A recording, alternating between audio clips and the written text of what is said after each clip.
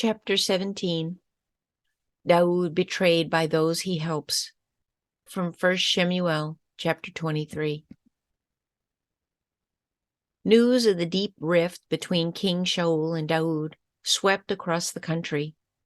It was as if the first dark, ominous shadow of a civil war were being cast over Yasharel by the horrible slaughter of the innocent priest at Nob.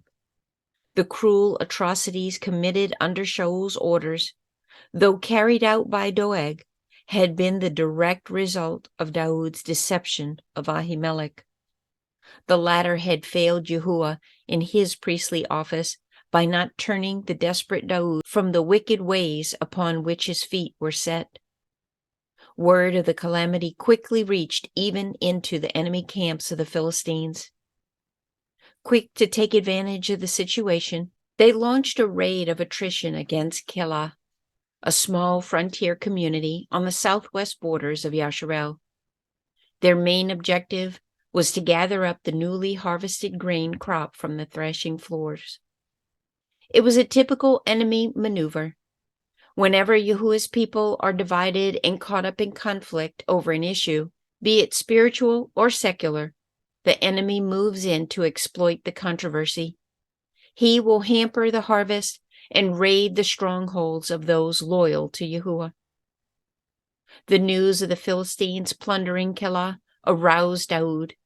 Immediately he inquired of the Most High if he should save Kelah. The reply was positive. So Daoud was eager for battle, but his ragtag band of followers were much less so. The nondescript group of malcontents who had gathered around Daoud were not the boldest of men at this point. They admitted freely that even as fugitives in Judea, they lived in mortal terror of their lives. They were hardly a fighting force to take on the Philistines. Again, Daoud sought counsel of Yahuwah. A second time, he was assured he should attack. Yahuwah's word to him was that he would triumph under the mighty hand of Yahuwah's deliverance.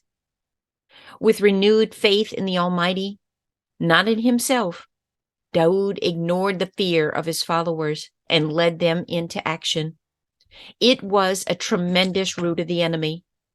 The city was spared, and Daoud's men came away with enormous booty of cattle, spoils of war, and battle gear that would sustain them in future engagements. Without realizing it, the armed fugitives were being shaped into a formidable underground force. Even the young priest, Abiathar, joined Daoud in his attack at Kelah. In essence, Daoud and his men were being welded into a terrorist band whose later atrocities would equal those Shaul committed at Nob. It was for fear that a similar dreadful outrage might be perpetrated against them that the people of Kelah not only alerted the king that Daoud was there, but even offered to deliver him up to Shaul as a hostage. The youthful commander was not to be that easily trapped. To us, it seems incongruous that a community spared from enemy depredation would be so callous. It is the essence of ingratitude to betray one's benefactor. But Daoud lived in tough times among a cruel and cunning people. Most of them sought only their own self-interest. Daoud, in humility of spirit, twice entreated Abiathar the priest to determine Yahuwah's wishes for him. Should he stay in Kelah and face Shaul's wrath there, or should he flee again as a fugitive? Even though he had done only right, it was made clear to him he would be destroyed if he remained. With clear guidance from Yahuwah, the raider quietly slipped out of the town with his men. They would disappear into the desert waste, where their ancient skills as tough outdoorsmen would preserve them from Shaul's army in hot pursuit. It is noteworthy that Daoud made no attempt to avenge himself on Kelah for its gross ingratitude. Lesser men might have plundered the town in a towering rage, or they might have set fire to its homes. They might have even had slaughtered some of the men and ravished their women. But Daoud did none of these. His forbearance for his own people is most impressive. It stands as a premier example of the patience and long-suffering Yahuwah looks for in his people. Most of it find it infuriating when those we benefit fail to appreciate our help. In our modern society, ingratitude becomes increasingly common. Believers are often deeply troubled by this. They need not be. Yahusha, when he was here, often endured the same sort of abuse. His counsel to us is clear and precise. Love your enemies and do right and lend, expecting none in return. And your reward shall be great, and you shall be sons of the Most High, because he is kind to the thankless and wicked. Therefore, be compassionate as your Father also is compassionate. From Lucas 6:35 through 36. Our Yahuwah is not only the Yahuwah of all mercy, consolation, and comfort. He is also the Yahuwah of all compensation to his people. It is he who in wondrous ways and with stunning surprises, which I call his beautiful bonuses, makes up to us any losses we may suffer in well-doing. It is considered clever in contemporary society to ridicule and belittle those who do right. The cynics and skeptics of our day abuse those who would live like the Master. Let it never deter us from doing noble service. Let it never keep us from pleasing Yahuwah. Let it never discourage us from living lofty lives as Yahuwah's men and women. Daud did not. Yahuwah saw it and was pleased. And the consequence was that a beautiful bonus came to the young fugitive in his wilderness hideout. For all of a sudden, one day, amid his solitude and loneliness, Jonathan showed up. The two stalwarts must have literally fallen into each other's embrace. The long separation had only made their hearts grow fonder. The reunion was charged with emotion. It was at tremendous risk to himself that the gallant Prince Jonathan went into the wilderness to find his friend. Had Shaul known about it, he would surely have slaughtered his son in wild abandon. Despite such dangers, Jonathan was deeply constrained to encourage Daud and Yahuwah. He did not hesitate to put his own life in jeopardy to fortify the faith of his friend. Jonathan reassured Daud that in due course he would become king over the nation. He held firm the hope that he himself might be the next command to him. Once more, they renewed their lifelong agreement of loyalty and fidelity to one another. Two strong, virile fighting men, lithe as leopards, swift as desert falcons, stood facing each other for the last time and swore utter allegiance before Yahuwah and men. Over their heads stretched the vast expanse of the night sky, studded with stars. Around their powerful figures flowed the dry, hot wind of the desert waste. A small campfire crackled at their feet, its flames throwing their rugged features into bold relief. Neither of them knew it, but they would never, ever meet again. This was their final parting. Only the strong wind of Yahuwah's own merciful Ruach would or could traverse the great distances between the two, binding and uniting their spirits as one. Jonathan had achieved the loftiest service any man can attain in life. He had strengthened his friend's faith in Yahuwah. It would be Yahuwah who would preserve Daud in his perilous career. It would be Yahuwah who would deliver him again and again from the tyranny of Shaul. It would be Yahuwah who would raise him up from exile to become the greatest monarch Yasharel ever knew. Having heard that Daud had slipped out of Keilah, Shaul called off his planned siege of the city. But not long after, word was sent to him from the people of Ziph that the fugitive and his followers were now hiding out in the rugged terrain south of them. This region had long been known as one of the most remote and hostile areas in the country. Its deep dongas, dry wadis, and rough rock formations made it possible for terrorists to find refuge in the broken desert landscape. Only the local residents around Yeshimon would ever be able to track down those who lurked in its formidable region. Shaul was elated when reports reached him that the people of Zip would give him support in his search for Daoud. He was convinced this was a clear omen from Yahuwah, that he had found some loyal citizen who had compassion for him as a person and would support his cruel cause. Little did the demented king realize how wrong he was. Again and again, instead of seeking the mind of Yahuwah, in his own stubborn self-assertion, he had done just the opposite. He had grieved Yahuwah's Ruach by his own waywardness. He had sealed his own certain self-destruction by his vicious hatred against one innocent man. In fury, Shaul launched a major expedition into the desert wasteland.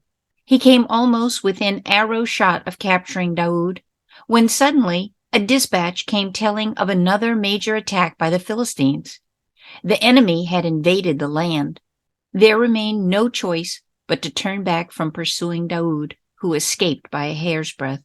From here, Daoud fled even deeper into the hot wasteland known as En-Gedi. This was a region famous for its tiny, secretive water seeps, where the wild and beautiful ibex came to slack their thirst. Only Yahuwah's intervention in bringing in the Philistine invaders had spared Daoud from certain death. But such heavenly help came to Daoud not because he was a faultless man. He was far from it, but because he was a man who above all else wished to do Yahuwah's will.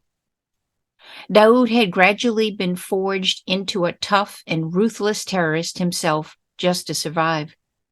And though it is thought that he composed Psalm 31 and 54 during this difficult and formidable period in the desert waste, he was not just Yasharel's sweet singer. As later events would demonstrate, Daoud was becoming a desperado. His tactics would put terror into many lives. The blood of whole communities would be spilled by his hands. He would become a ruthless raider. Yet, the wonder of it all was that out of such deaths, he would be lifted up by Yahuwah to be called a man after Yahuwah's own heart, one who above all else desired to do Yahuwah's will. Chapter 18, The Ruined Robe. From 1 Shemuel, chapter 24. The new Philistine invasion of Yasharel served only as a temporary diversion from Shaul's relentless pursuit of his arch-rival. The angry monarch was consumed with jealousy and contempt for Daoud. His hostility, it seemed, would and could only be appeased by the death of the younger man. In his madness, Shaul gathered up a force of 3,000 fully armed men to search for the fugitive. Word had reached Shaul that Daoud had withdrawn into the desolate wasteland of the Ibex Springs. It was a region as tough and formidable as the Kofa Wildlife Refuge of southern Arizona, burned by scorching heat, where the sun flames like a searing torch. It was a hostile spot to hunt a man in hot blood. Here, there were some ancient sheep pens, fashioned from rocks in the tumbled terrain. Shaul guessed Daoud's shepherd instincts might draw him to this area. And he was right. Daoud and his little handful of men had holed up in the sheltering darkness of the rough rock caves that honeycombed the country. In an incredible turn of events, the king chose to enter the very cave in which his rival was ensconced. Some scholars believe that in common with many royal personages, Shaul suffered from severe constipation, the curse of the kings. There, alone in the seclusion of the cave, Shaul struggled to relieve himself. Little did he know that he was almost within arm's length of the very man he sought. Apparently, he was so preoccupied he did not even hear the whispers of the armed warriors in the darkness. Excited at the chance given to Daoud to destroy his antagonist, his companions urged him to take revenge. "This is the day Yahuwah has placed your angry opponent in your power," they whispered to him in hushed voices. "Do what you wish." See verse 4. It was a tense moment. The temptation to sever Shaul's head from his neck with one swift stroke of Goliath's sword must have burned in Daoud's emotions. It would be so easy, so sudden, so sure. But somehow he would not, could not, raise his powerful arm against Yahuwah's anointed chosen king. Instead, Daoud slipped up behind the monarch and with a swift, sharp stroke of his sword, severed the long train from the royal robe. It was an act of utter contempt for the one who wore it. It was a gesture of degradation. It was a total humiliation more potent than could be put in human language. This was an expression of the utmost disdain and disrespect Daoud could show Shaul. In a single stroke of his alien sword, Daoud had disclosed his dark inner hatred. The blackness of his heart's hostility was matched by the pervading darkness of his dark and dusty cave. He despised Yahuwah's anointed, and though he had not murdered the tyrant in cold blood, he had, in fact, shown that he had murdered him in his heart. For Daoud, it was a moment of truth.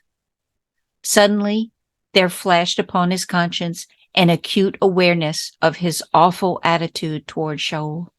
He was in the white light of Yahuwah's presence in that place.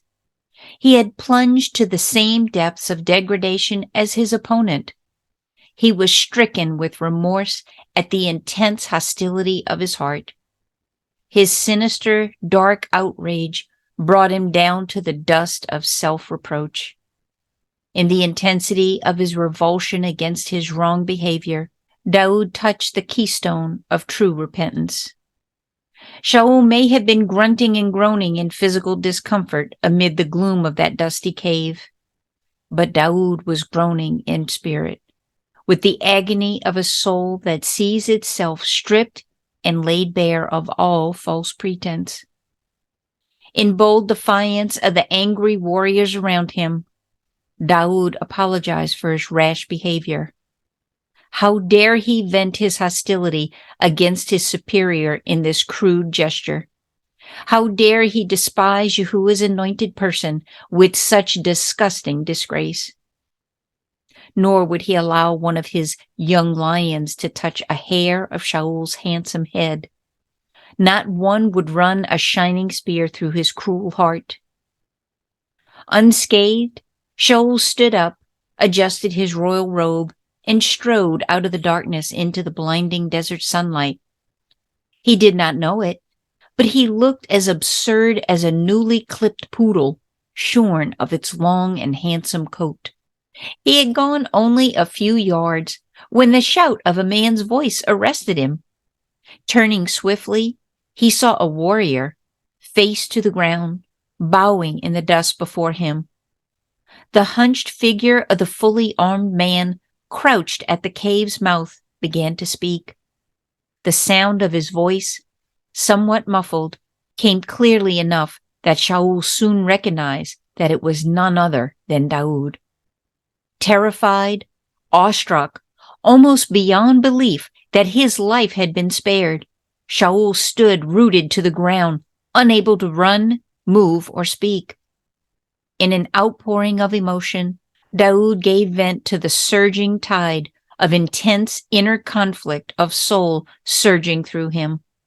In one instant, he claimed absolute innocence. He insisted that he meant no harm against Shaul. He protested that despite the prompting of his fellow warriors, he refused to do the dreadful deed of slaying him. He had been given every chance to even the score. He had been accused often of scheming to destroy the king, when in fact he was not so minded. Here was irrefutable evidence of those false charges, for he had let Shaul go free. How dare he raise his sword to shed the royal blood of Yahuwah's anointed? Yet in the next instant, Daud, torn by his own inner anguish of Ruach, flung up his arm to display the long train of Shaul's royal robe. It fluttered in the hot wind, one end cut all askew by the razor-sharp edge of Goliath's sword. Here was the ultimate insult. Here was proof positive that the only restraining power of Yahuwah's Ruach had kept him from plunging that shining steel into Shaul's warm flesh. For Daud, the tumble of wild words that came from his hot lips and hot heart was an outpouring of contrite confession before both Yahuwah and man. In one breath, he claimed innocence. In the next, he admitted his evil inner attitude. This dichotomy is not something strange to the sons and daughters of men. All of us have known all too well the fierce inner conflicts of our convoluted souls. Just because we do not take actual revenge into our own hands, we protest our pure innocence. Yet, at the same time, we are consumed by bitterness, rancor, and burning animosity against our antagonist who has wronged us. We say we are without fault, while all the time we know full well we are wrong. The word of Yahuwah addresses this matter very clearly. Whoever hates his brother is a murderer. From 1 Yohanan 3:15. It is only the frank and open admission of our guilt that can allow the free-flowing forgiveness of the life of Yahuwah to cleanse our conscience of its evil. This Daud was doing. From this, he did not shrink back. Though he was a fierce and formidable fighting man, Daud's Ruach was one which could be contrite before Yahuwah and honestly humble before his enemies. It was his redeeming mercy. Unashamedly, he shouted to Shaul, "My hand shall not hurt you. It must be Yahuwah who arbitrates between us. I will do you no harm, though you hunt me like a dog." See verse 12. This was the cry of a truly converted soul. The transforming light of Yahuwah's Ruach had shone into Daud's anguished soul in that dark cave. It exceeded in brightness the searing desert sun outside. He saw, as Shaul saw on the Damascus road, that his hate had been directed not just against man, but against Yahuwah himself, who yearned over the life of that man. As for Shaul, the sound of Daud's familiar voice, so clear, so strong, so appealing, touched the wellspring of his unstable emotions. He burst into hot tears, the scalding drops cascading down his flushed face. Terror and relief engulfed him in the same measure. He had been in the very grip of death, yet was mercifully spared. "You are more righteous than I," he called out in his extremity. "You have rewarded me right, whereas I have rewarded you evil." See verse 17. He threw up his great sinew arms in the ancient gesture of goodwill. "You have dealt with me in generosity when you could have killed me. Yahuwah reward you with his favor for your mercy to me." See verses 16 through 19. For Shaul, this too was a moment of truth. It might well have been the pivotal point of his life. It could have been the great divide at which he turned away from walking in his wickedness. The intense illumination which flooded into his darkened soul to reveal his own inner perversion should have been his conversion. But it was not. His mind had been touched and made rational. His emotions had been stirred to see his sin, but his stubborn will and his hard heart remained set, bolted, sealed, and barred against Yahuwah. What was true for Shaul on that cataclysmic day at the mouth of the cave is true today for uncounted thousands of so-called believers, carnal believers. With their minds, they realize the reasonableness of Yahusha's claim on their lives. They even give mental assent to their condition of character. In their emotions, they may have been overwhelmed with the awareness of their inner wrongs. Floods of tears may have been shed for their sins. But because the central citadel of their wills has never been breached by the convicting presence of Yahuwah's own Ruach, no permanent change occurs in their lives. Their characters are not altered. Their old, selfish, evil ways persist.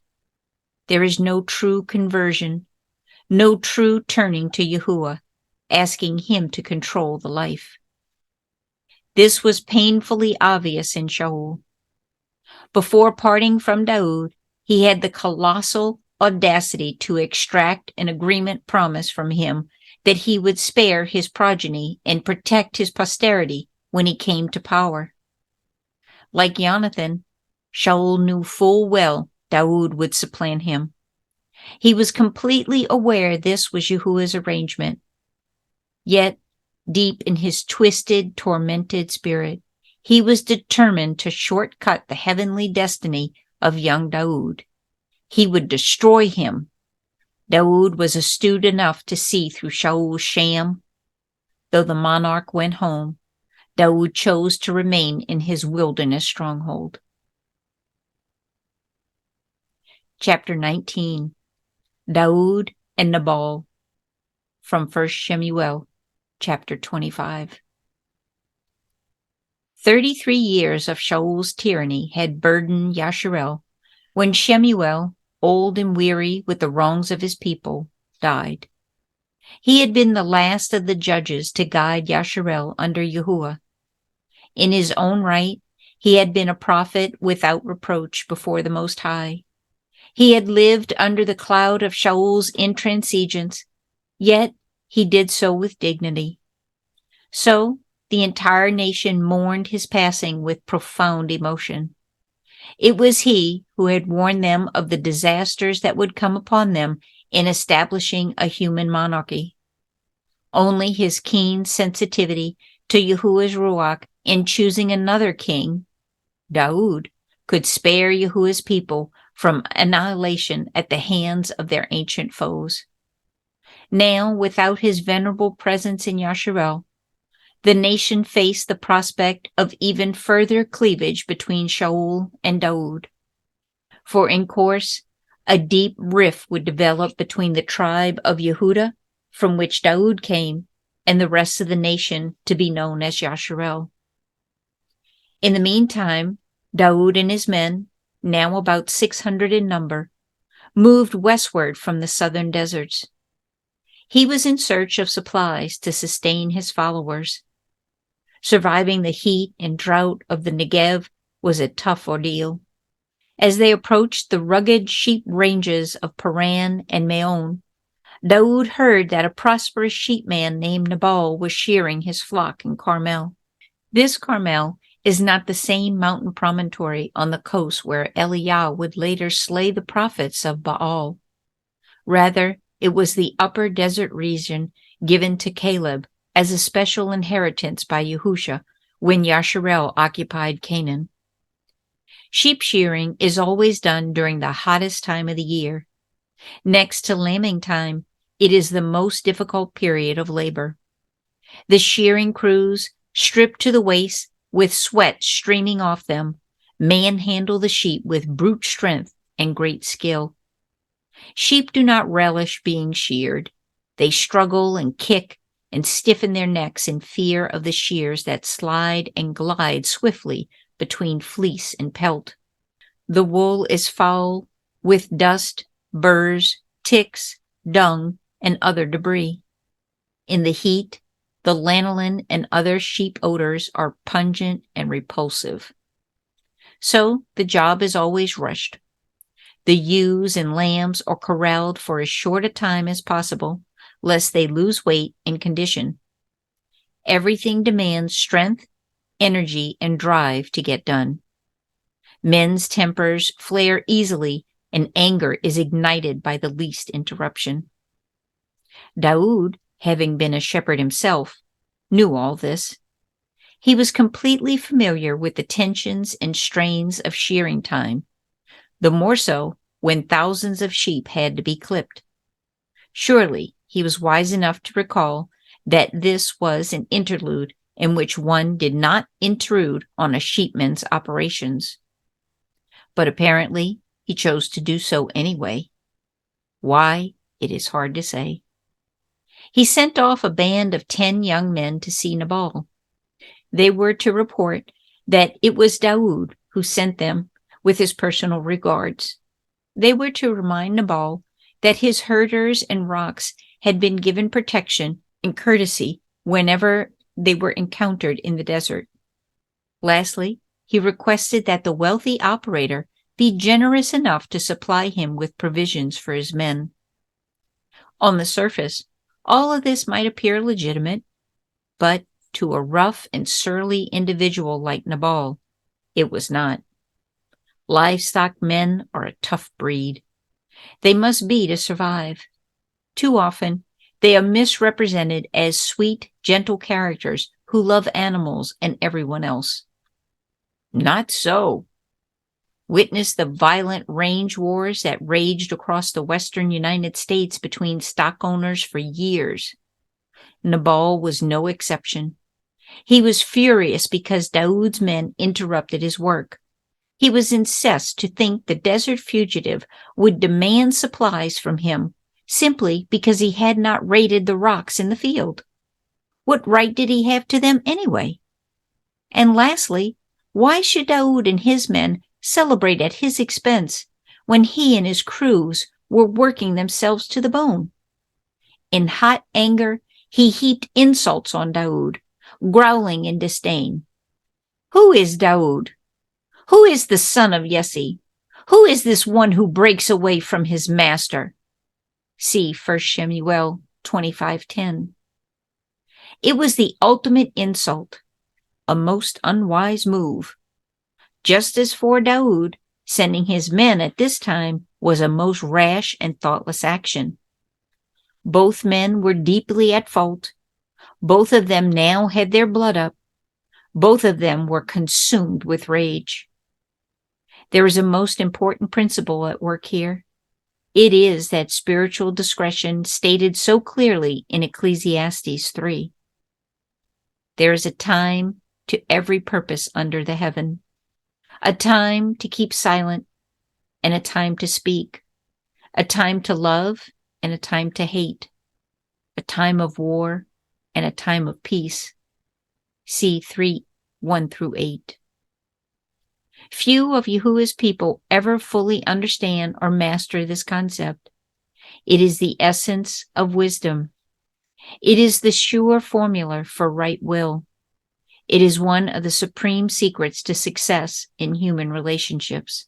Daoud, in his lack of understanding and hot-headed impetuosity, determined he would wipe out not only Nabal, but all his kinsmen as well.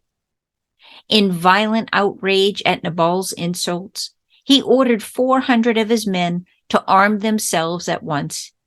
He himself, with eyes blazing and adrenaline pouring into his bloodstream, would go up against this arrogant sheepman and annihilate the entire male population.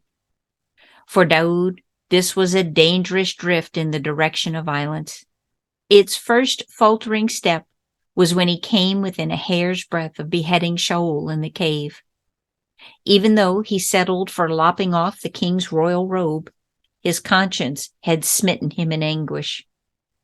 Yet, here again, so soon, he was on the point of taking another man's life in the heat of his own anger and hot blood.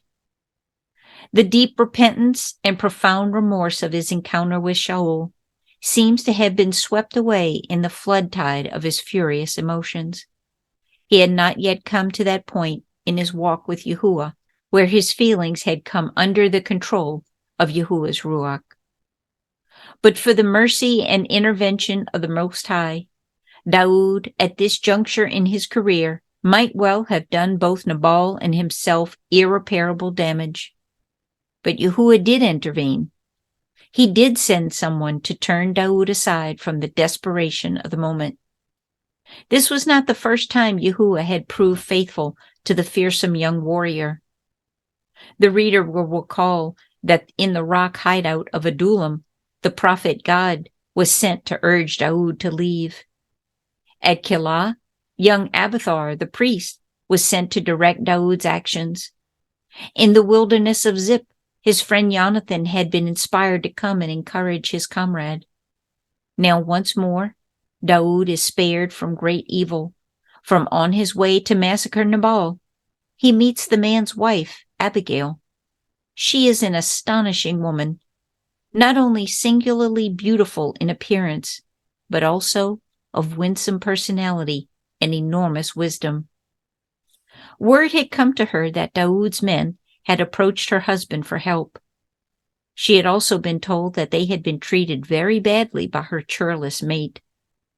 Moreover, she had been warned that because of the insults and abuse heaped on Daoud, he was bound to take terrible revenge on her husband. Abigail was wise enough to know that only her personal intervention could possibly diffuse this explosive confrontation. Quickly, she ordered her servants to gather up some supplies, which would serve as a peace offering to the desert fugitive.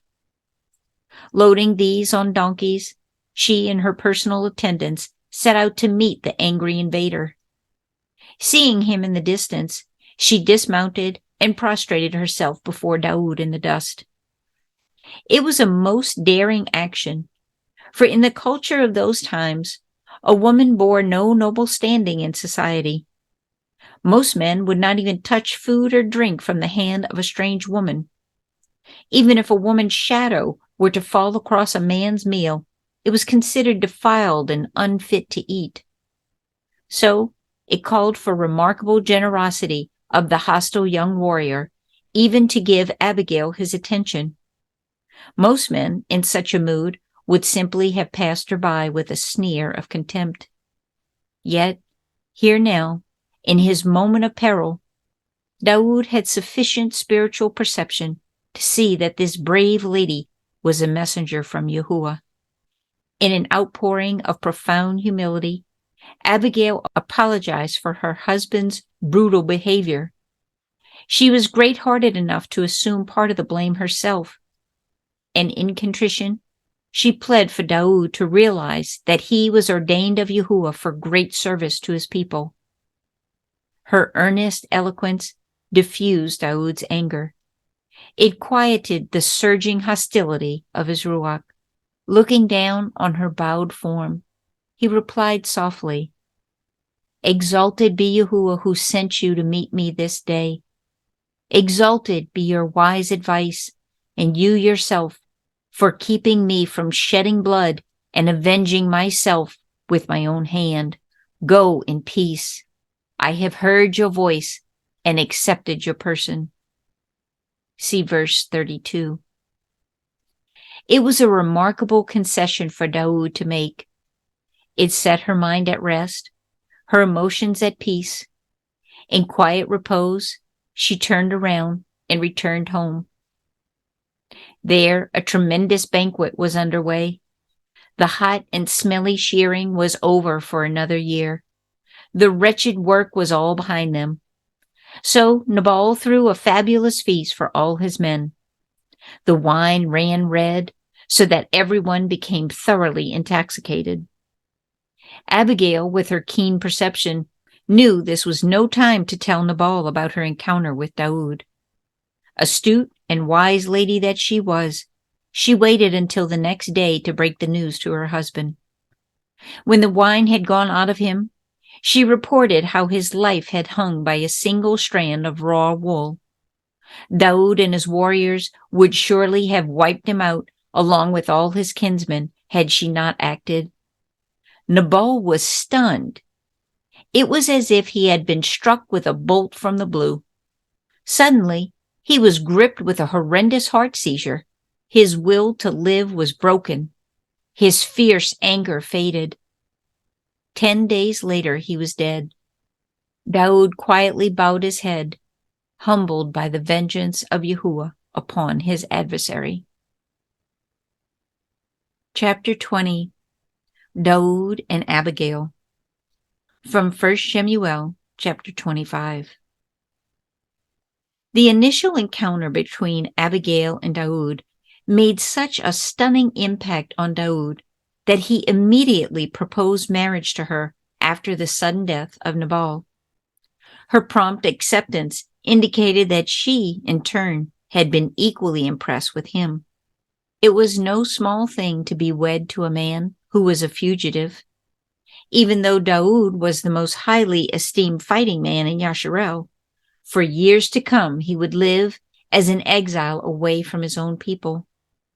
Abigail's life would not be easy or comfortable, for she too, like her husband, would have to live in dire danger as a member of the underground. Unlike Michal, Daoud's first bride, who opted for the pleasures and comforts of the king's court, this woman was ready to follow her daring Daoud into the desert waste. Michal, like her father Shaul, preferred to break her fidelity to her husband rather than remain true to him in his wanderings as a desert brigand. So the two women were direct opposites in character. In fact, Michal actually allowed her cruel father to use her as a source of sorrow to Daoud when she was given in marriage to another man.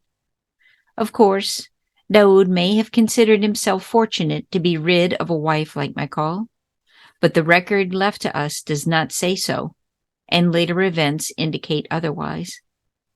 After all, he and his companions had gone to great risk to kill 200 Philistines to win her hand.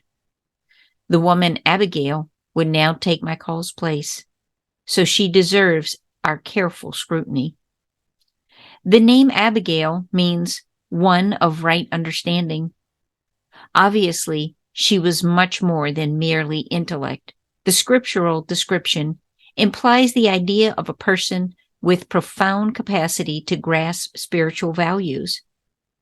Abigail had an intimate knowledge of the living Yahuwah. She was not just a sharp lady, she was also a merciful woman, whose conduct was controlled by the Ruach of Yahuwah.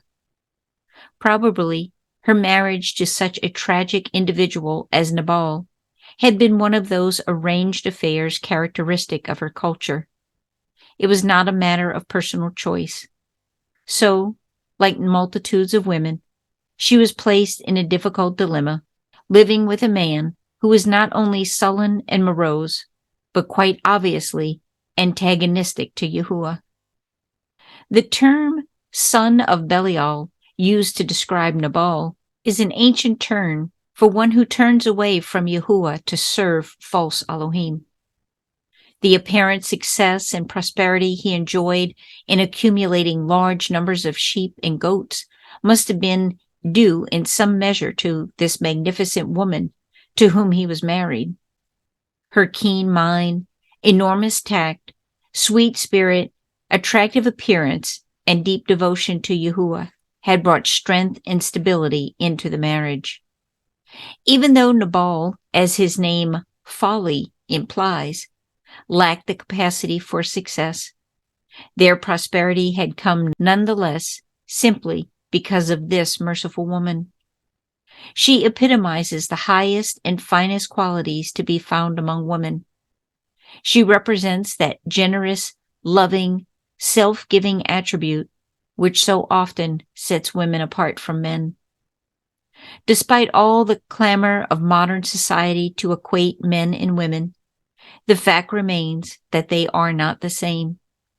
There is inherently deep within the feminine disposition an element of concern, generosity, selflessness, and love that gives and gives and gives. This dimension of life is in large measure lacking in men. Were it made up of only men, the world would be an awful place of brutality and selfish aggression. It would be stripped of much that is noble, lovely, and tender if the presence of wonderful women was lacking. The women of the world so often bring the touch of kindness, the compassion of caring, the healing of generosity, the mercifulness of self-giving into a harsh and brash society. And it is the great tragedy of the 20th century that women's liberation movements would deceive women into believing that they should behave like men. It is an awesome loss to all of us.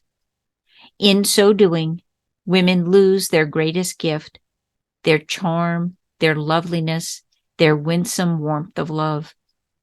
Their children lose their mothers with the deep understanding and loving compassion Yali mothers can provide.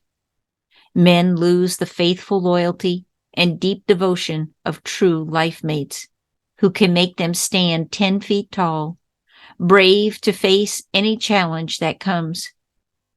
Abigail was all woman in the finest sense of the word. The moment word came to her of Nabal's insult to Daoud and his men, she knew she had to act to save everyone involved. Not only was she concerned for her own family, but also she was alarmed for the great evil Daoud would bring on himself by such violent bloodshed. Noble woman that she was, she did not turn on Nabal, berating him for his belligerence, nor did she heap abuse on the man for his incredible folly. He had done a most stupid thing in arousing Daoud's anger. Both were macho men. They were inflamed with pride, their tempers burning. Hostility was ignited between them, and she was caught in the middle. But Abigail did not berate her husband for his folly, nor did she turn to tears for release. Neither did she succumb to self-pity and fear for her family. Instead, she took brave, bold steps to mend the breach between the two antagonists. In courageous self-sacrifice, she was prepared to literally fling herself into the gap to bring peace where violence was emerging. Risking the ferocious temper of Nabal, she promptly commandeered food supplies from the stores set aside for his shearers. She loaded 200 loaves of bread, 2 huge containers of wine, 5 sheep carcasses, 5 large containers of corn, 200 cakes of figs, and 100 clusters of raisins on a small band of donkeys. Then, mounting her own ass, she strode off gallantly to meet Daoud and his armed men. She was on a mission of mercy, determined to spare her own menfolk as well as preserve Daoud's dignity. She left without fanfare. Not even Nabal knew she was gone. Love was stealing away softly to do its noble deeds. The risks were enormous for her as a woman, but no female approached a strange man without invitation. To do so was to court disaster and rejection.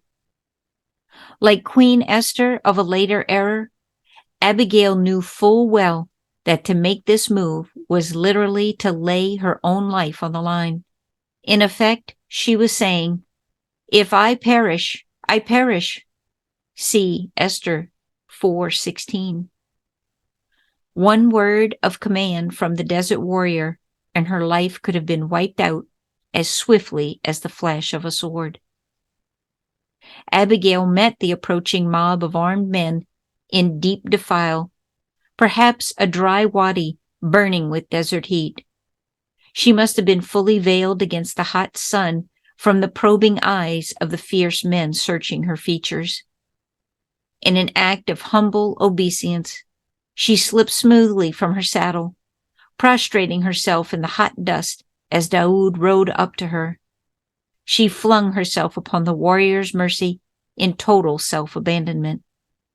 "Upon me, my master, upon me let this iniquity be." From verse 24. Her voice was low, soft, well modulated, utterly sincere. "Let your handmaid, I pray to you, speak in your audience." She paused a brief moment. "Oh, hear the words of your handmaid." from verse 24. Daud must have made some gesture to indicate she would be given a hearing. Her courage, her humility, her selflessness, her self-composure arrested his attention. She could not be ignored. Then there tumbled from her lips words of calm entreaty that could only flow from a heart of compassion, a spirit overflowing with love, and an intellect of remarkable astuteness. Using gentle tact, she begged Daud to overlook and disregard her husband's folly. Surely he could understand that Nabal, in his estrangement from Yahuwah, could not show the necessary respect for Yahuwah's anointed. If Daud's men had come to her instead of her husband, things would have been different. To make amends, she was bringing a peace offering of provisions for Daud.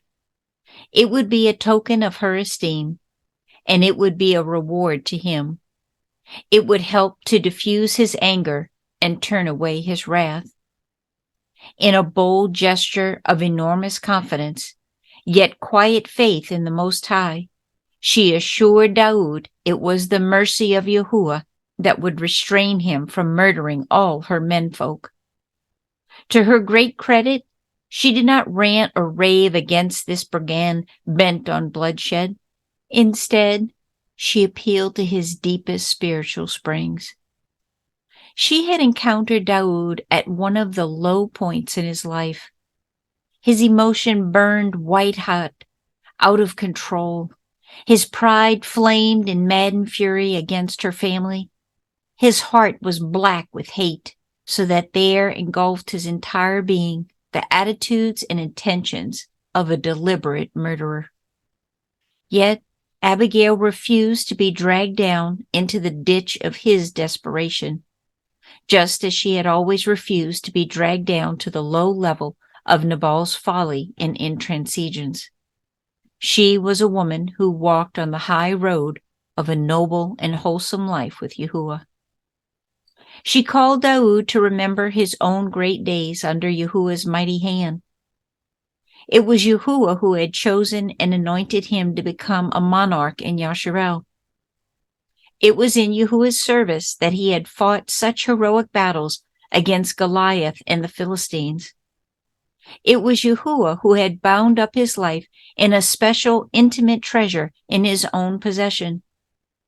It was Yahuwah who would preserve him from his enemies and establish his regency in Yasharel. With such noble prospects before him, surely Daud did not wish to have his conscience stained with the memory of needless bloodshed in this moment of anger. Let Yahuwah be Yahuwah. Let him avenge his enemies. Let him be the one who would exalt Daud in due time. Such wise entreaties did not fall on a hard heart. Their spiritual validity dissolved and swept away Daud's fierce anger. In an outburst of recognition for her counsel, Daud declared that he had respect for her advice. Even more, he was prepared to accept her as a person of unusual gifts, sent of Yahuwah to meet him. Her overtures of peace had won the day. More important still, they had won his admiration. Her selfless love had won his heart. So he bade her go in peace. She had spared her family and saved him from great sin. Little did either Abigail or Daud even dream that this dramatic first encounter was but a brief 10 days away from Nabal's sudden death. What they had been done in sincerity, simplicity, integrity, and innocence. In the providential arrangements of the Almighty, this had been the prelude to a lifelong marriage. Out of apparent disaster, Yahuwah had brought a beautiful life mate to Daud, his servant. Chapter 21. Daud spares Shaul a second time. From 1 Shemuel, chapter 26. Despite the implicit compact made between Shaul and Daud at the cave where he cut off the royal robe, the latter did not trust the king. Shaul's attitudes and actions had been as fickle and unpredictable as the untamed desert winds. Over and over, Shaul had been seized with a sudden consuming passion to destroy Daud. Again and again, he attacked in anger and black jealousy. His promises to spare the young man's life were as empty as the summer clouds that evaporated to nothing over the hot sands. Shaul was simply not to be trusted. He had absolutely no credibility, either with Yahuwah or man. His word had no worth. He was totally dishonest. For this reason, above all others, Daud remained a fugitive in the wilderness waste. Yet, from time to time, people still loyal to Shaul would alert the king to Daud's whereabouts. They seemed to feel that by doing the tyrant king such favors, somehow they could gain advantage for themselves. Once again, the Ziphites sent word that Daud was in the desert of Yeshimon. The first time Shaul hunted him here, he escaped, only because of an unexpected invasion by the Philistines. So Shaul had to cut short his pursuit. Now, perhaps a second time, in the same desert hills, the king would succeed. Daud sent out spies to reconnoiter the movements of Shaul's army. As before, the king came armed with 3,000 warriors under Abner, bent on capturing Daud. The action only confirmed Daud's deep intuition. Shaul was determined to destroy him. The monarch's madness would drive him to the most despicable ends. As an act of fearless courage, Daud decided the time had come to prove once and for all that he and Shaul were two totally different men. He wanted not only the armed forces of Yasharel, but also the entire nation to recognize the fact that Shaul could not be trusted, whereas he, Daud, was a man of his word. It was essential for the future leadership of the people that they discover now how reliable Daud was. That night he called for a volunteer from among his men to accompany him on a most daring mission. The two would go down into the very heart of Shaul's camp under cover of darkness. They would be courting death, slipping into the innermost ranks of the enemy. They would defy the overwhelming might of the monarch. Abishai, a bold young lion, brother to Joab, Daud's second in command, stepped forward. He would accept the challenge and accompany his leader. Like two stealthy leopards, Daud and Abishai stole softly through the night. They passed the outer circle of men on guard.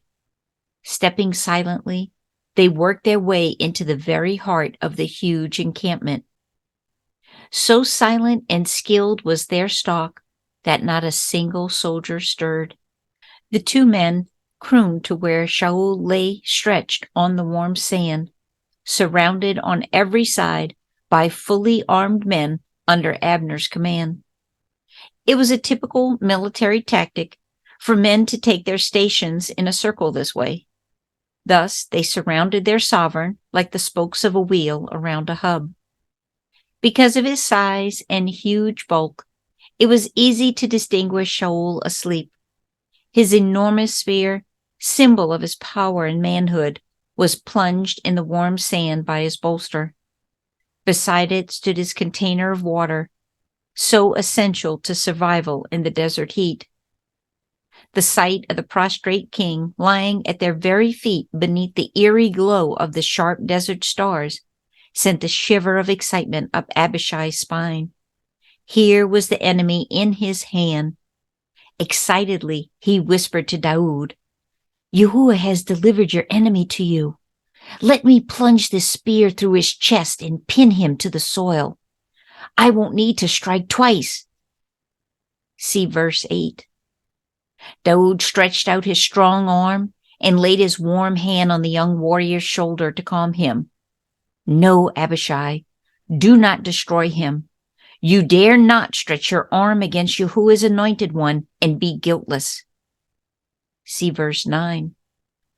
Slowly, Abishai lowered the spear, gripped in his hand, only a few feet above Shaul's wretched heart. Daoud whispered a few short phrases to his surprised young stalwart. "I will not raise my hand against Yahuwah's chosen one, but grab his spear and water bottle. Let's go." See verse 11. As silently as two wraiths of smoke drifting from the dying campfires, the two men slipped back out through the sleeping soldiers. Not a single man stirred. A deep sleep of providential origin engulfed the whole camp. For Daoud, it was a clean getaway, a total triumph. It is worthy of note that Daoud faced the very same formidable temptation in the dim darkness of this desert camp he had faced in the darkness of the cave. Both times, his adversary was within easy reach of his weapons. Both times, Shaul's heart was but a few beats away from death. Both times, the men with Daoud urged him to destroy the adversary within his power. Yet, the marvel of it all was that the Ruach of Yahuwah was sufficiently active in Daoud's Ruach to spare him from spilling Shaul's blood. Somehow, Daoud, tough and formidable a warrior as he was, allowed his conscience, emotions, and bodily reflexes to be controlled by the power of the Almighty. Despite the subtle suggestions of his fighting comrades, he simply would not succumb to their insistence that it was Yahuwah's will for him to take Shaul's life. Quite obviously, the circumstances which had put Shaul so clearly into Daoud's hand were arranged of the Most High. Still, that did not give him either the license or the liberty to sin in avenging himself of all the wrongs perpetrated against him. Whatever final setting of the score was done would be accomplished by Yahuwah. In fact, Daoud made this very clear to Abishai in the midst of the camp. At the very moment of truth, when Abishai stood over Shaul's prostrate form asleep on the sand, his spear raised, ready to plunge it through his chest, Daoud had warned him. Either Yahuwah will smite him, or he will die naturally, or perish in battle. See verse 10. It was a profound statement, prophetic in content. More than that, Yahuwah would honor Daoud in due time for not taking his revenge. The monarchy would pass to him. He would ultimately raise Yasharel to power and influence all across the Middle East, and Daoud's name would become exalted above his fondest hopes. Many present-day believers are remiss in dealing with the matter of revenge. They, like the worldly society of their worldly associates, seek to settle scores in their own ways, especially through means of ruthless contention and reprehensible litigation. It should have no place in the life of Yahuwah's child. In this instance, Daoud had demonstrated clearly that the deep contrition and genuine repentance of his remorse in severing Shaul's royal train had been a pivotal point in his life. He would never raise his hand to injure Shaul. The same simply could not be said for Shaul. The apparent tears of remorse which he shed outside the cave had no profound meaning.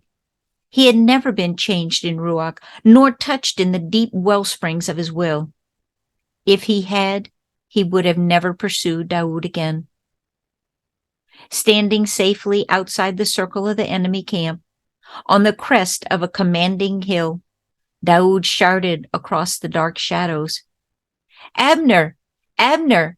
While you slept, someone slipped into your camp and stole the king's spear and water container. Wake up! Look! See! In whose hands they are!" See verse 16. Daoud's shout awakened the whole camp. Instantly, Sleepy-eyed armed men leaped to their feet. Shaul shook himself and recognized again the haunting, terrifying voice of his opponent. That voice could sing sweet ballads and psalms of praise, but it could also carry syllables sharper than any spear, more cutting than any sword. Why do you pursue me? What harm have I done you? Here is proof in my hand. I could have killed you tonight. See verse 18. The sentences split the star-studded night like fiery darts, sending their mark in the hearts and minds of all the thousands of armed men hushed in the dark. Yet you come out into the wilderness to seek a mere mite like me? You assemble your men to hunt me down like a partridge in the mountains. See verse 20. Shaul knew he had been fully exposed before all of his men and all of Yasharel. Word of this dramatic event would sweep back into every village, hamlet, and home in Yasharel. The whole country would now know for certain that Daoud obviously was a man of his word. In startling and convincing contrast, every citizen could see that Shaul lacked credibility. Humbled and shamed, Shaul cried out, "I have sinned. I have played the fool. I have erred grievously." See verse 21. The words sounded so contrite, so sincere, but they were not. For again, this was but the cry of wounded pride. It was the shame of self-exposure.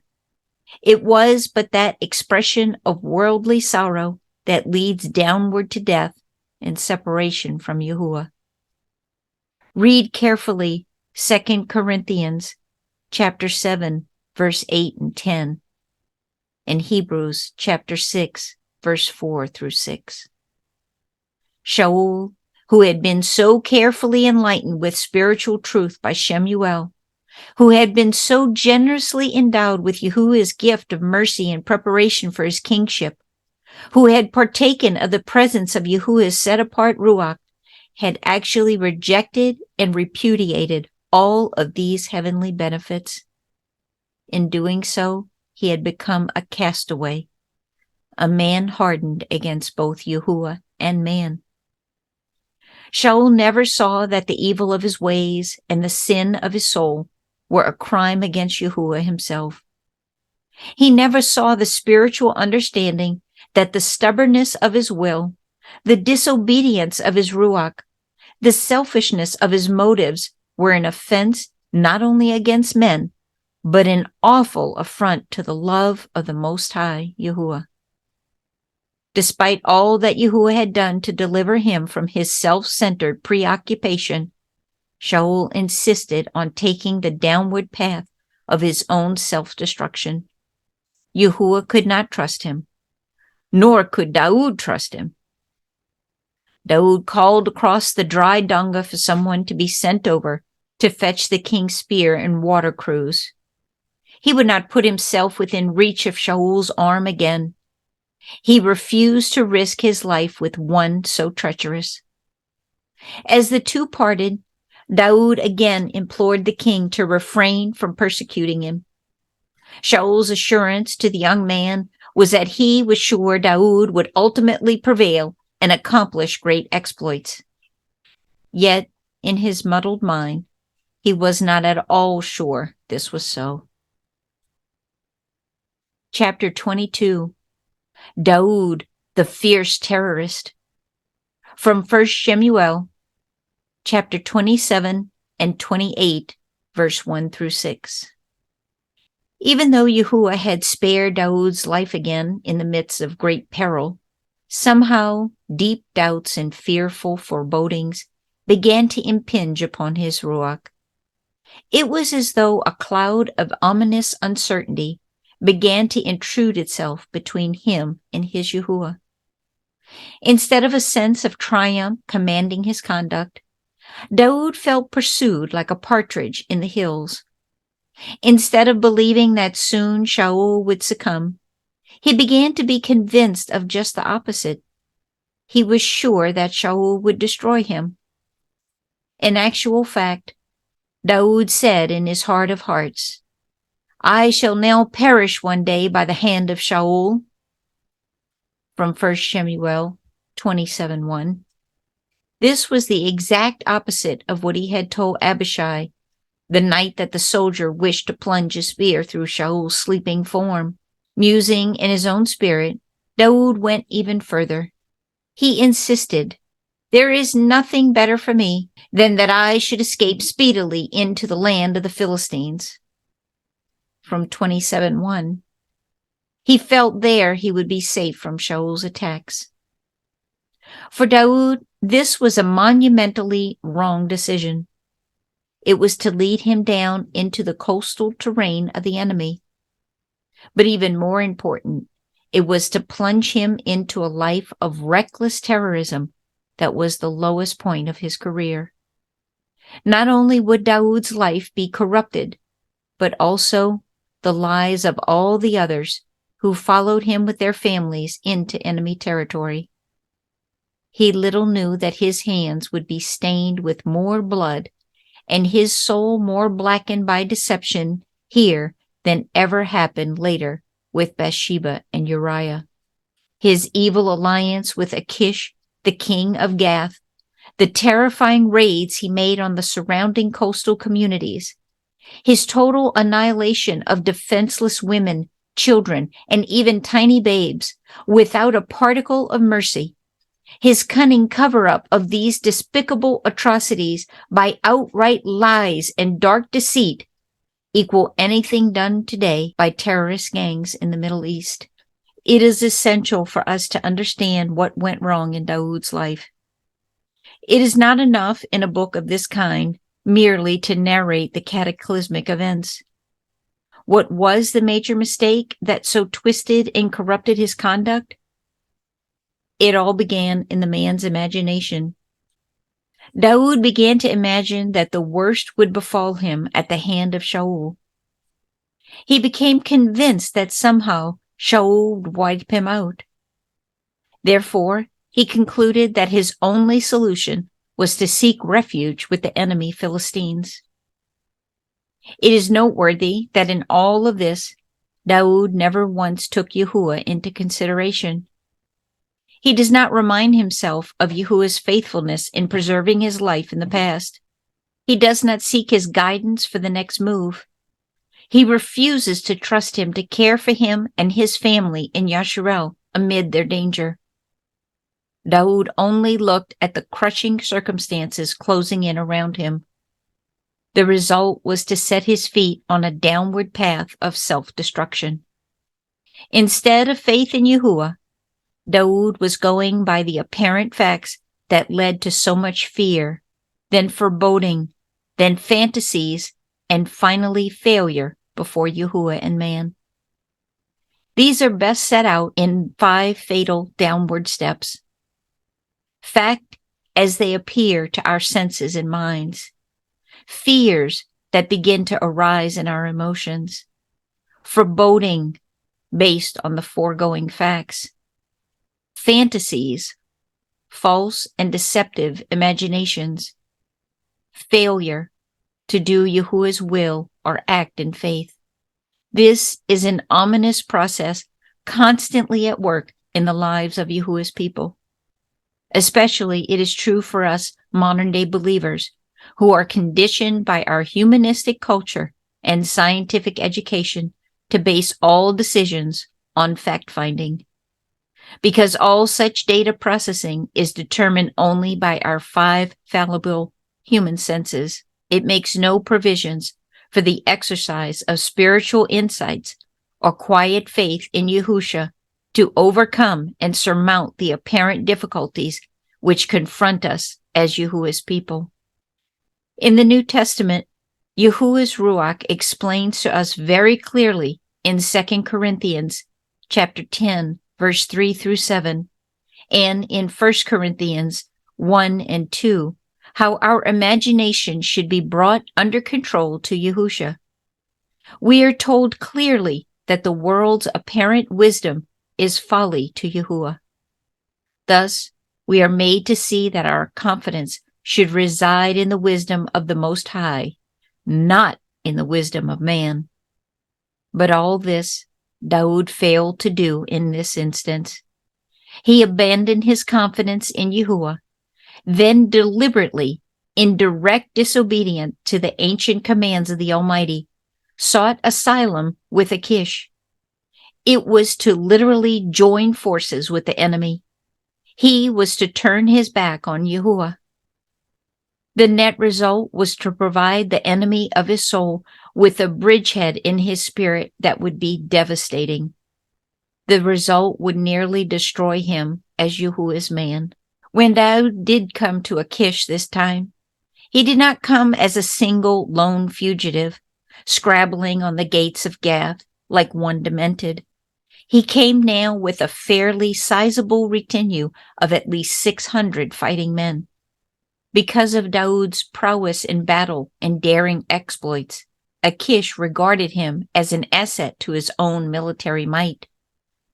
In recognition of this, the Philistine king turned over the entire community of Ziklag to the exile. Here, Daud and his men brought all their wives and their children to take up residence. In his misconduct before Yahuwah, he was now joined by roughly 2,000 of his countrymen. His wrong decisions were in truth leading others also into enormous peril.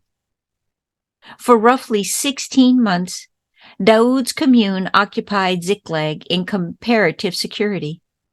On the surface, it appeared to be a rather clever arrangement. Shaul, having heard that his antagonist and all his men had fled into Philistine territory, gave up the chase. No doubt, in part, this was because he had always been terrified by the Philistines and was reluctant to cross their borders in pursuit of Daud. Daud, spirited adventurer that he was, did not just rest quietly in the calm security of Ziklag.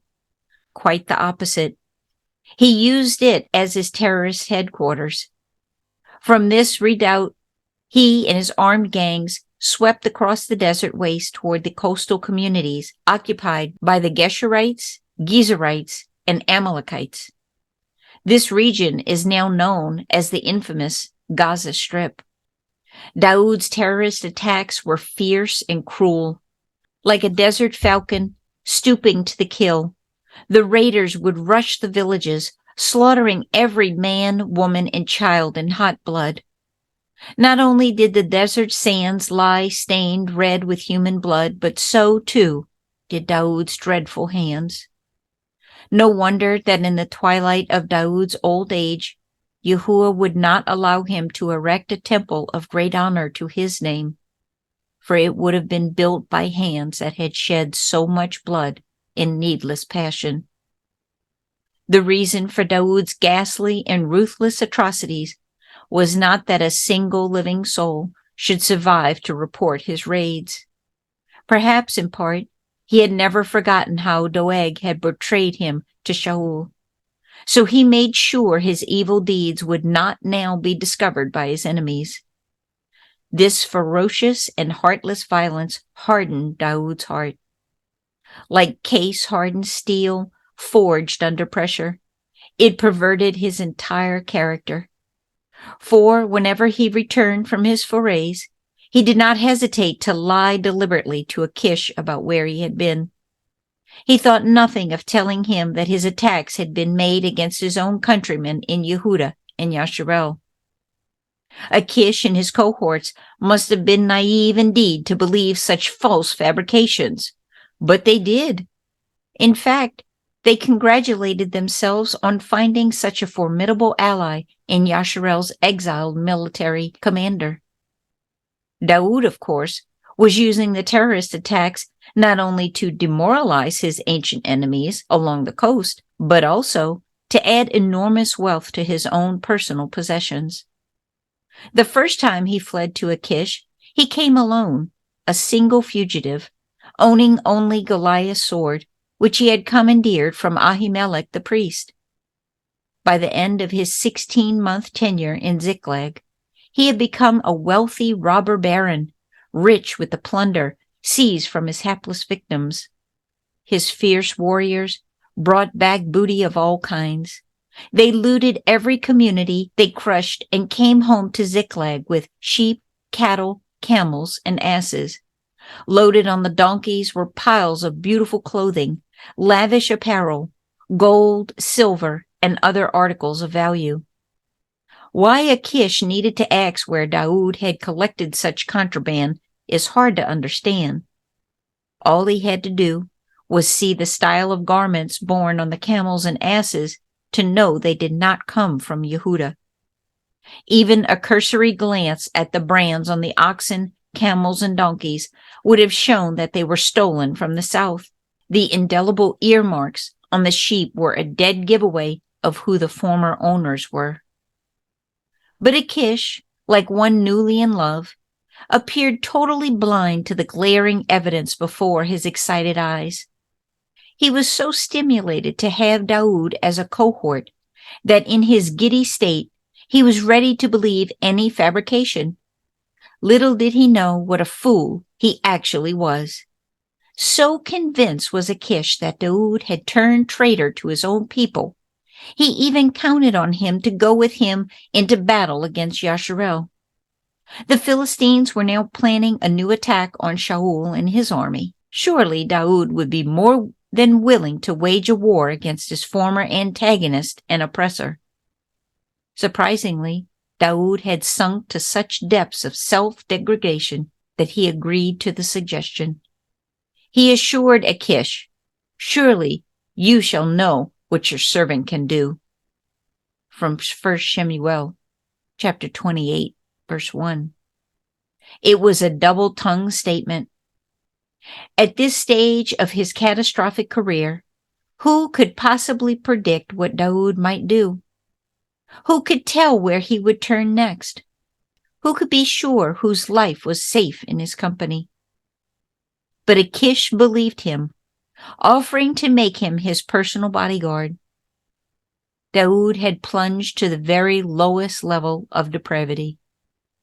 He, who had been hailed as Yasharel's hero, the champion of the Most High, the one who had slain 10,000s of the Philistines, had sold himself into total servitude as a private bodyguard to the Philistine king. The wages of sin are desperate and deadly. Daoud had become a slave shackled by his own submission to evil. As predicted, the Philistine kings gathered their forces for another ferocious invasion of Yasharel from the north. News of the impending attack terrified Shaul, as it always did. In panic, he sought guidance of some spiritual sort. But Shemuel was dead. Ahimelech the priest and all his associates had been murdered by Doeg. The priest's son, Abiathar, had fled with Daoud. Where could Shaul turn? He sought counsel from the prophets and from Urim, but all in vain. No reply came from Yahuwah. Shaul had rejected the Almighty. Now he, in turn, was rejected. His sins and his iniquity stood between him and the Most High. Read Psalm 66:18 and Isaiah or Yeshayahu 59, verse 1 through 8. Shaul was not heard. Chapter 23, Shaul and the Witch of Endor. From 1 Shemuel, chapter 28, verse 6 through 25. In desperation, Shaul determined he could get some sort of guidance from Yahuwah. He was driven by mortal terror of the Philistines, now massing their forces on the northern approaches to Yasharel. He could sense that this invasion would eclipse anything the enemy had ever launched against him before. There were two main reasons for his panic. The first and foremost, quite naturally, was the loss of Daoud, his brilliant former commanding officer, to the enemy side. Word had long since come to the king that his former son-in-law was in residence among the Philistines at Ziklag. Nor could he be sure that Daoud might not turn traitor against his own monarch in retribution for all the abuse suffered under his tyranny. The second cause of his fear was his lack of communion with the Most High. Even though Jonathan was a courageous warrior with great confidence in Yahuwah, his hard-headed father had no such trust. He had deliberately chosen to exercise his stubborn self-will against the guidance of Yahuwah's Ruach. He had flaunted the authority of the Almighty. He had flagrantly disobeyed the specific instructions given to him from above. Now, in his extremity, he decided to turn to the occult for spiritual insight. He could sense that control of the kingdom was slipping from his grasp. He would try anything. In the face of peril, men do diabolical deeds. Shaul was no exception. He ordered his servants to search for a spiritual medium, a witch, whom he could consult.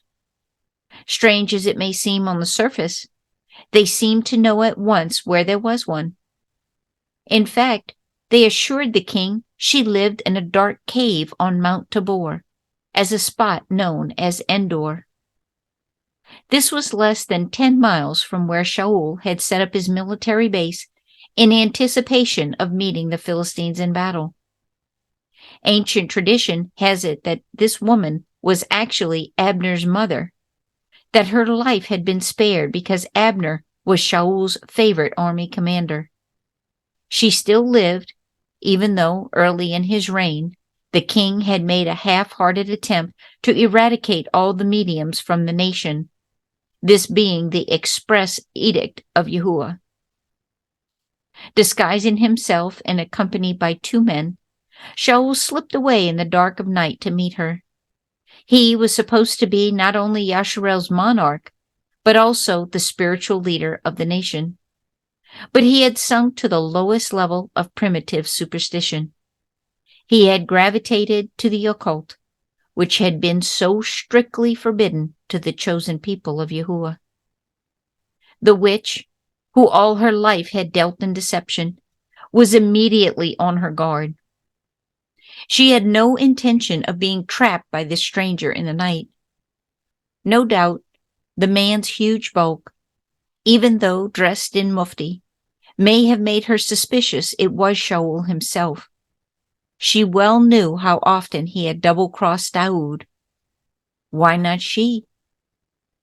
In an outburst of supposed sincerity, Shaul swore by Yahuwah that no harm would come to her. All he wanted, and wanted at once, was a word of guidance from Shemuel, now long deceased. During his life, the aged seer had been ignored again and again. Yet, now, after the prophet's death, the contorted mind of Shaul was sure the seer could foresee his future.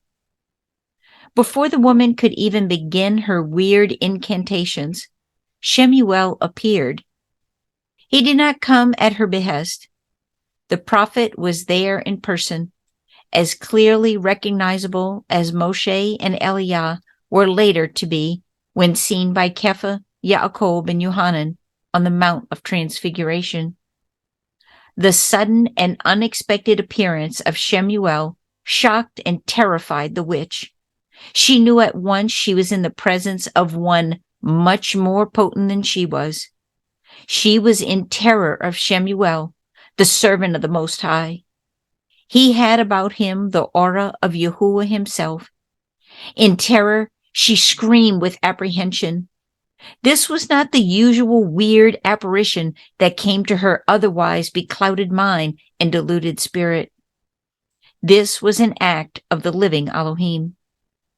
She knew that Shemuel came with a solemn word for Shaul, and in that instant she was sure the one who had come in mufti was the king. But he, in his terror, stooped to the ground. His face in the dust of the dark cave was utterly undone.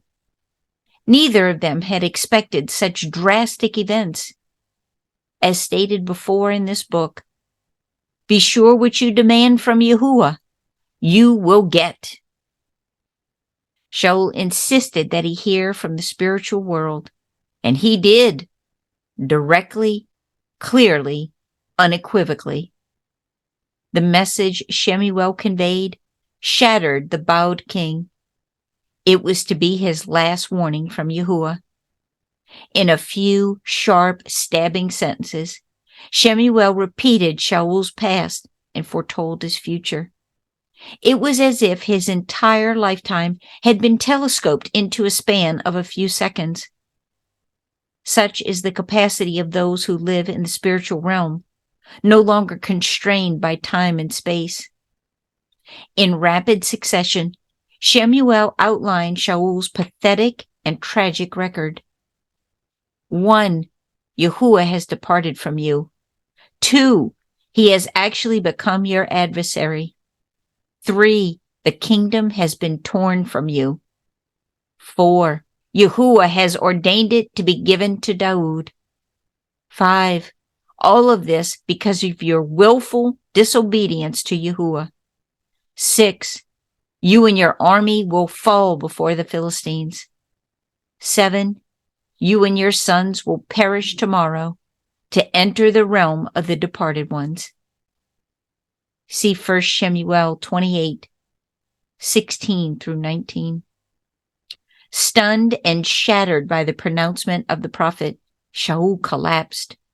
His huge form fell prostrate in the dirt. Terror gripped his rock-hard heart. Not a word escaped from his dry lips. He was like a log, lying lifeless in the dust, a tree fallen, cut off at the roots. Not a single syllable of self-reproach came from him. Not a solitary cry of remorse came from his anguished ruach. Not a hint of repentance came from his stony soul. Without a doubt, Shemuel's sudden appearance was the final opportunity given to Shaul by Yahuwah for his repentance. This was a heavenly declaration to the tragic monarch of his alienation from the Most High. It was a restatement of his disobedience and willful rejection of Yahuwah's purposes. It was an ominous warning of the imminent peril in which he stood. Yet all of it moved him not a whit. There was not a particle of remorse. Not once did he seem to see the dark evil of his wicked ways, nor cry out to Yahuwah for mercy. The end result was total destruction, not by the ordained will of Yahuwah, but by Shaul's own irreversible choices. Throughout this study of both Shaul and Daud's lives, we have seen them portrayed as men of mixed character. The Ruach of Yahuwah, in recording the events of Shaul's tyrannical rule, makes no attempt to cover up the weaknesses of either man. We see them both drawn in bold and glaring lines. We discover their deception. We are startled by their brutality. We are astonished at their ruthless terrorist tactics. We are shown raw human nature in violent action. We become aware that only one thing seems to make a stupendous difference between the two individuals. Shaul, in his pride and self-centeredness, would not repent. Daud, in humility of heart and acute brokenness of spirit, saw his need of repentance before Yahuwah and men always. The consequence was that Yahuwah ultimately set himself against Shaul. Read carefully Isaiah 63, verse 9 through 10, and Yaakov, chapter 4, verse 5 through 6. Whereas Daud was a constant restoration that brought healing and wholesomeness to his life, only Yahuwah himself, in generous forgiveness and abundant mercy, can lift the fallen and restore joy to the wretched ones. Read carefully Psalms 51 and 34. For Shaul, this was never the case. He knew little or nothing of the glad joy of communion with Yahuwah. His dark life, his somber moods, his muddied mind were a grief to Yahuwah's merciful Ruach and endless sorrow to his morbid soul. Even the crafty witch in her black cave could sense this, nor was she slow to exploit the tragic situation. The enemies of Yahuwah's people never are. She was determined to have a banquet to celebrate the occasion, since from her perspective, the event turned out to be a total triumph. In her cunning, she was sure she had deluded Shaul into believing that it was actually she who had brought up Shemuel from the dead. In truth, it was the power of the living Yahuwah, the same power which raised Yahusha from the dead and enabled him to appear and reappear to his disciples after his resurrection, that energized Shaul. Secondly, she had extracted a promise from Shaul that, even though she dabbled in the occult and practiced witchcraft, her life would be spared and her future assured. This was an enormous concession in Yasharel. See Leviticus 20, verse 27. In doing this, she had actually succeeded, in her own perverse manner, in making Shaul sin against Yahuwah. Secretly, she probably rubbed her hands in glee to think the monarch, who should have been Yasharel's spiritual shepherd, was in fact allied with her in evil. The third, and perhaps most important triumph for her, was to see that Shaul simply refused to repent of his wicked ways. As he lay prone in the dust of her filthy, dark cave in the hill, she literally gloated over his anguish. He was spent in body, shattered in soul, dead in spirit. In her craftiness, she knew she could well afford to kill the fatted calf tethered outside the cave, bake fresh bread, and offer both as a banquet to the king and his servants. There was everything to gain their respect, their gratitude, and their delusion. There was nothing to lose, because at best, Shaul's physical strength would be restored sufficiently for him to go into battle and face certain awful death.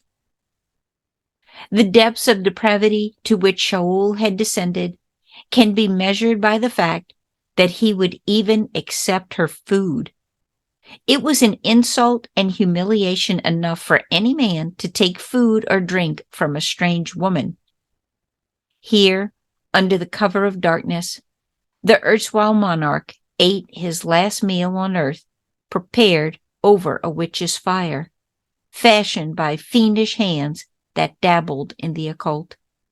He could experience no greater indignity. The evil spirits of the underworld looked on and laughed. What a triumph! Chapter 24. Daud rejected by the Philistines. From 1 Shemuel, chapter 29, verse 1 through 11, and chapter 30, verse 1 through 8. During the time Shaul was seeking some sort of guidance from Yahuwah, the Philistine armies had been massing on his northern flank. Under the command of 5 kings, huge concentrations of troops had marched northward along the Mediterranean coast. Then, swinging east, they moved down through the broad valley of Yezreel toward the plain where Shaul and his forces were encamped. Battalion by battalion, the heavily armed raiders marched on in rank. Bringing up the rear guard was Achish, king of Gath. Accompanying him came Daud and his motley group of roughly 600 terrorists. It may seem incongruous that one anointed of Yahuwah to be king over Yasharel should be found marching in company with the Philistines against his own countrymen. Yet, it is a vivid indication of just how far Daud had drifted away from the heavenly purposes of the Most High for him as a chosen man. His self-assertion in taking up residence among the enemy rather than trusting Yahuwah to care for him in Yasharel had finally brought the young warrior to the verge of cruel calamity. Even the savage Philistine warlocks, quick to exploit any wrong move in Yasharel's affairs, sensed instinctively that Daud had put himself in a desperate dilemma. All of them but Achish were sure that in the heat of battle, Daud and his men might well turn coat and become a fifth column in their midst. After all, had Daud not been their most formidable foe in the past? Was he not the gallant one who, with only a shepherd's sling, slew their giant Goliath? Was he not the fierce warrior who had slaughtered 200 of their men to win Michal's hand? Was he not the brilliant and brave chief of Shaul's armies who was heralded as a hero in Yasharel? Even the women and girls rattled their tambourines and sang their songs, claiming, "Daud has slain his 10,000s." What was this Hebrew and his men doing now in camp with them at Aphek? It was a valid question. They had every reason to challenge Achish on the point. He was literally bringing their mortal enemy into their ranks. It is significant that the Philistine king specifically used the name Hebrew. First use of Abraham, who had crossed over the Euphrates in his move to follow Yahuwah in faith, it was a term meaning the one who has crossed over or passed over. It was then used of Yasharel as a nation, who on the night of the Passover crossed over the upper reaches of the Reed Sea to the desert of Sinai. Then, 40 years later, under Yahusha's brilliant command, this same nation of a separate called-out people crossed over Jordan into Canaan, their land of promise from Yahuwah. These Hebrews ostensibly were known and seen to be a separate people. They were a nation without Elohim of wood or stone or precious metal. Their trust was in the unseen. To him they gave their allegiance and faith. What then was Daud doing here? They demanded. He simply had no place among them. He was bound to betray them in battle. Send him back they must. Let him return to his place of exile in Ziklag. So the controversy raged on between the 5 leading Philistine kings and Achish, who had granted Daud asylum in his territory. For his part, Achish felt sure Daud could be trusted. He had gone so far as to make him his personal bodyguard. He had been bold enough to let Daud bring all his contingent on the long 3-day march to the north. Surely he would prove to be a powerful ally in action. But the majority opinion prevailed. Achish was compelled by the other kings to send Daud back to Ziklag. They wanted no part of him at Aphek. The name Aphek is noteworthy. It means the place of restraint. Little did either Daud or the Philistine warlords realize that at this critical spot, it was indeed the very hand of Yahuwah at work behind the scenes, restraining Daud from degradation. It was here the Almighty intervened to spare his chosen one from calamity. Had Daud gone into battle the next day against his own countrymen, he would have betrayed Yasharel, his people, himself, and Yahuwah. On the other hand, if he had turned against the Philistines, he would have betrayed his benefactor, Achish, and the simple trust that this desert chieftain had placed in him. Either way, Daud's reputation would have been ruined. So that same night, during which Shaul was in company with the witch of Endor, Daud was in deep discourse with Achish at Aphek. His own generous sovereign way, Yahuwah was using the most unlikely persons to try and spare those dear to him. Despite Daud's protests, Achish finally persuaded the reluctant warrior to turn back and return to Ziklag at dawn. No doubt it was humiliating to be rejected in this way.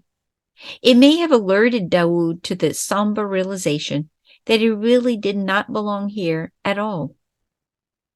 Perhaps, for the first time in nearly 16 months, he saw that, by his own willful choices, he had moved outside of Yahuwah's arrangements for him.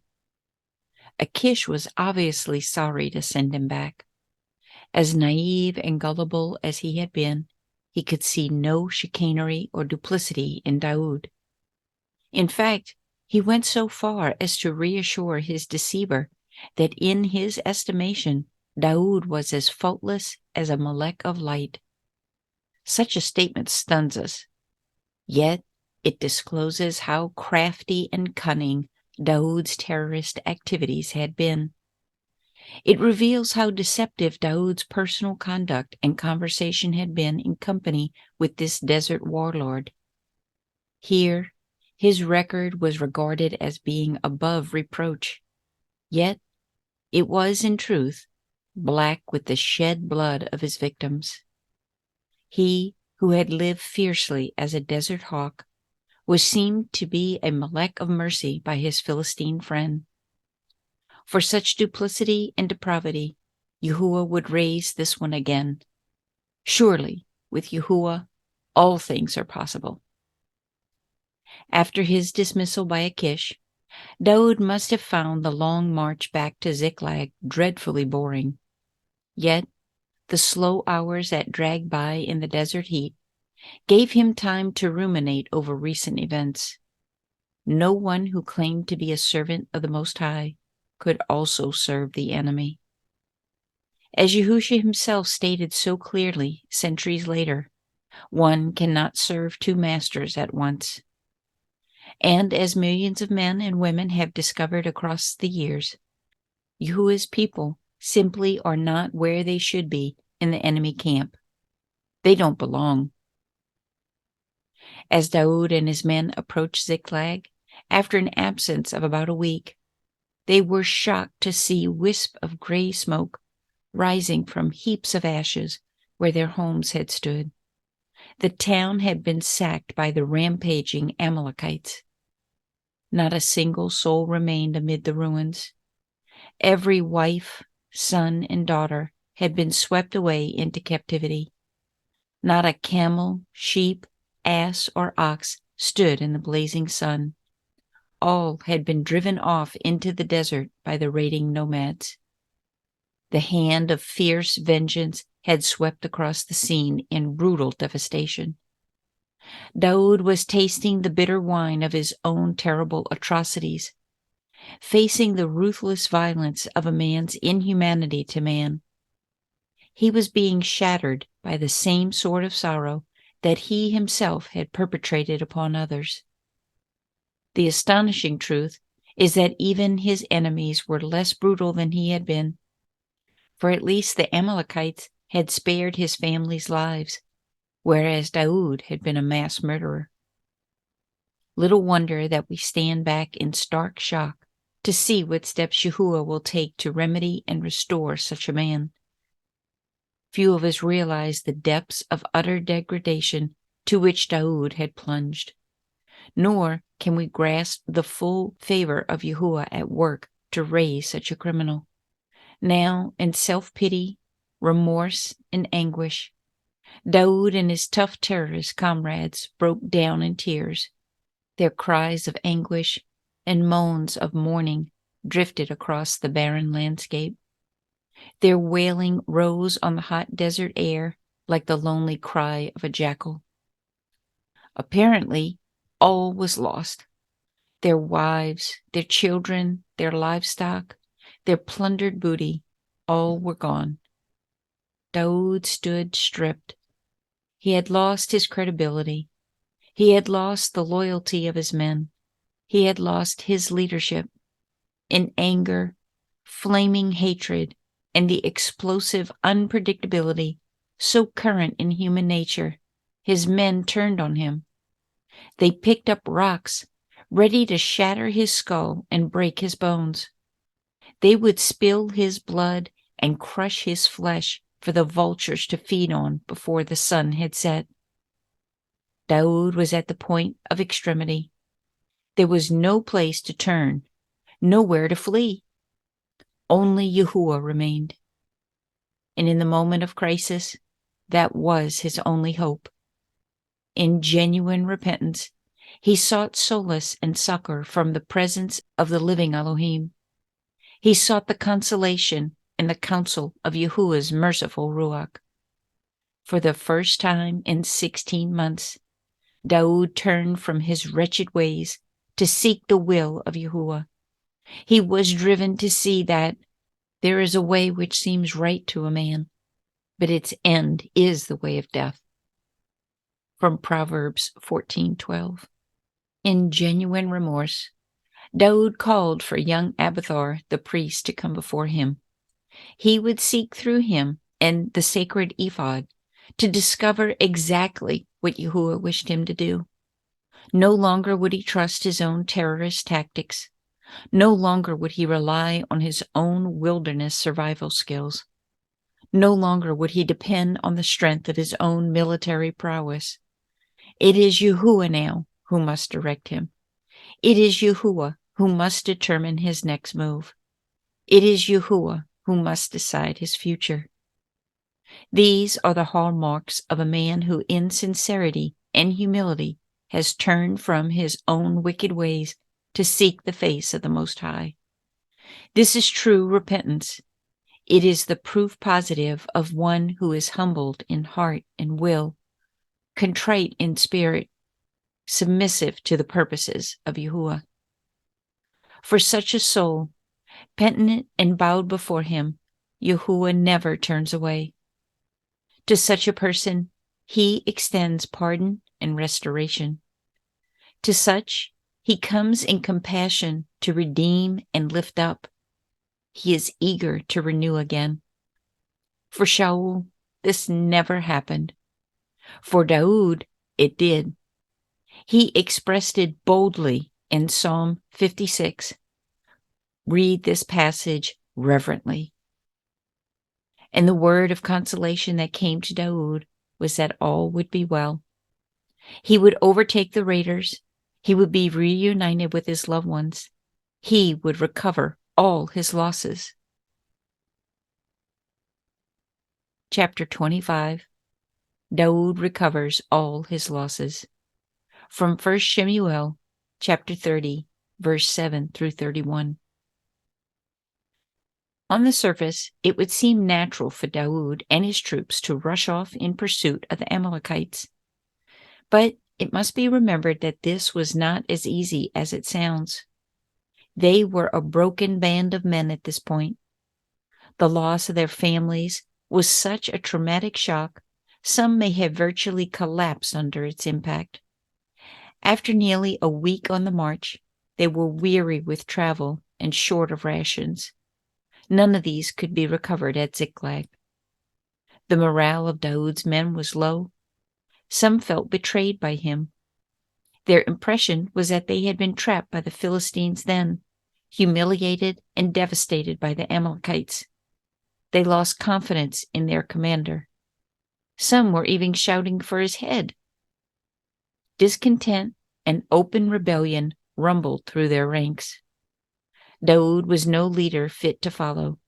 He had only brought them to dark disaster. Now, under the supposed guidance of Yahuwah, Daoud was again called into action. Pursue, overtake the enemy, recover all. See verse 8. This charge came from Yahuwah, and Daoud was determined he and his men would carry it through. It is a magnificent tribute to the caliber of his leadership that once more he was able to move his followers into combat. He clearly understood his commission. No matter the excruciating cost, he would act on it. This was a bold demonstration of implicit confidence in Yahuwah, for Daoud was sure it was the Most High who would enable him to triumph again while recovering all his losses. The Ruach of Yahuwah can only direct the individual who is prepared to move promptly in response to his clear commands.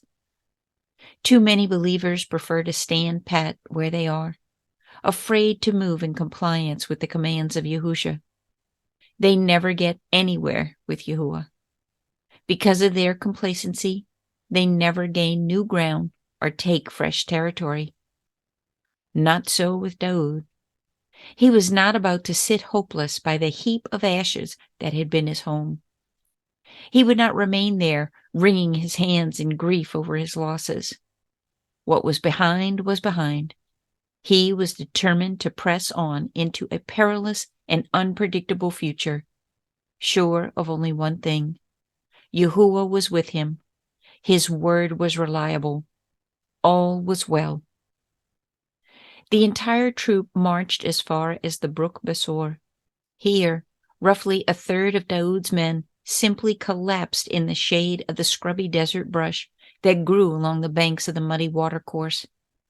It ran fitfully part of the year, most of the time being only a chain of pools, covered with scum from which animals and desert birds drank.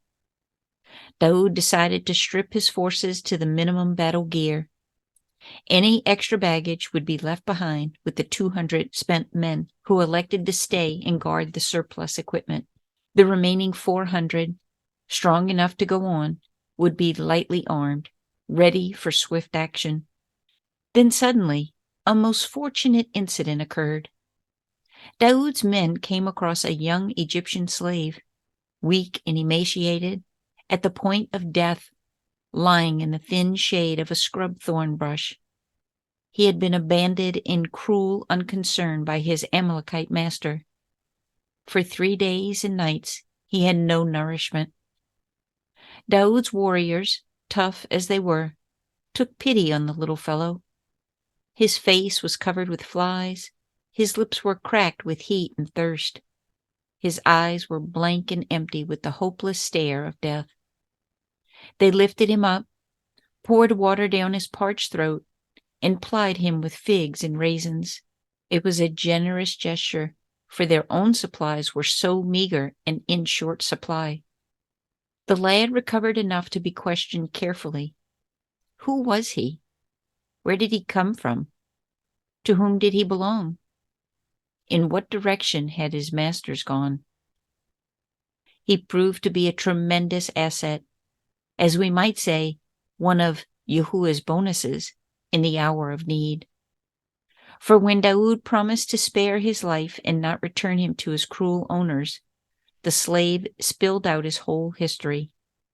He recounted carefully all the raids he had been on with the Amalekites.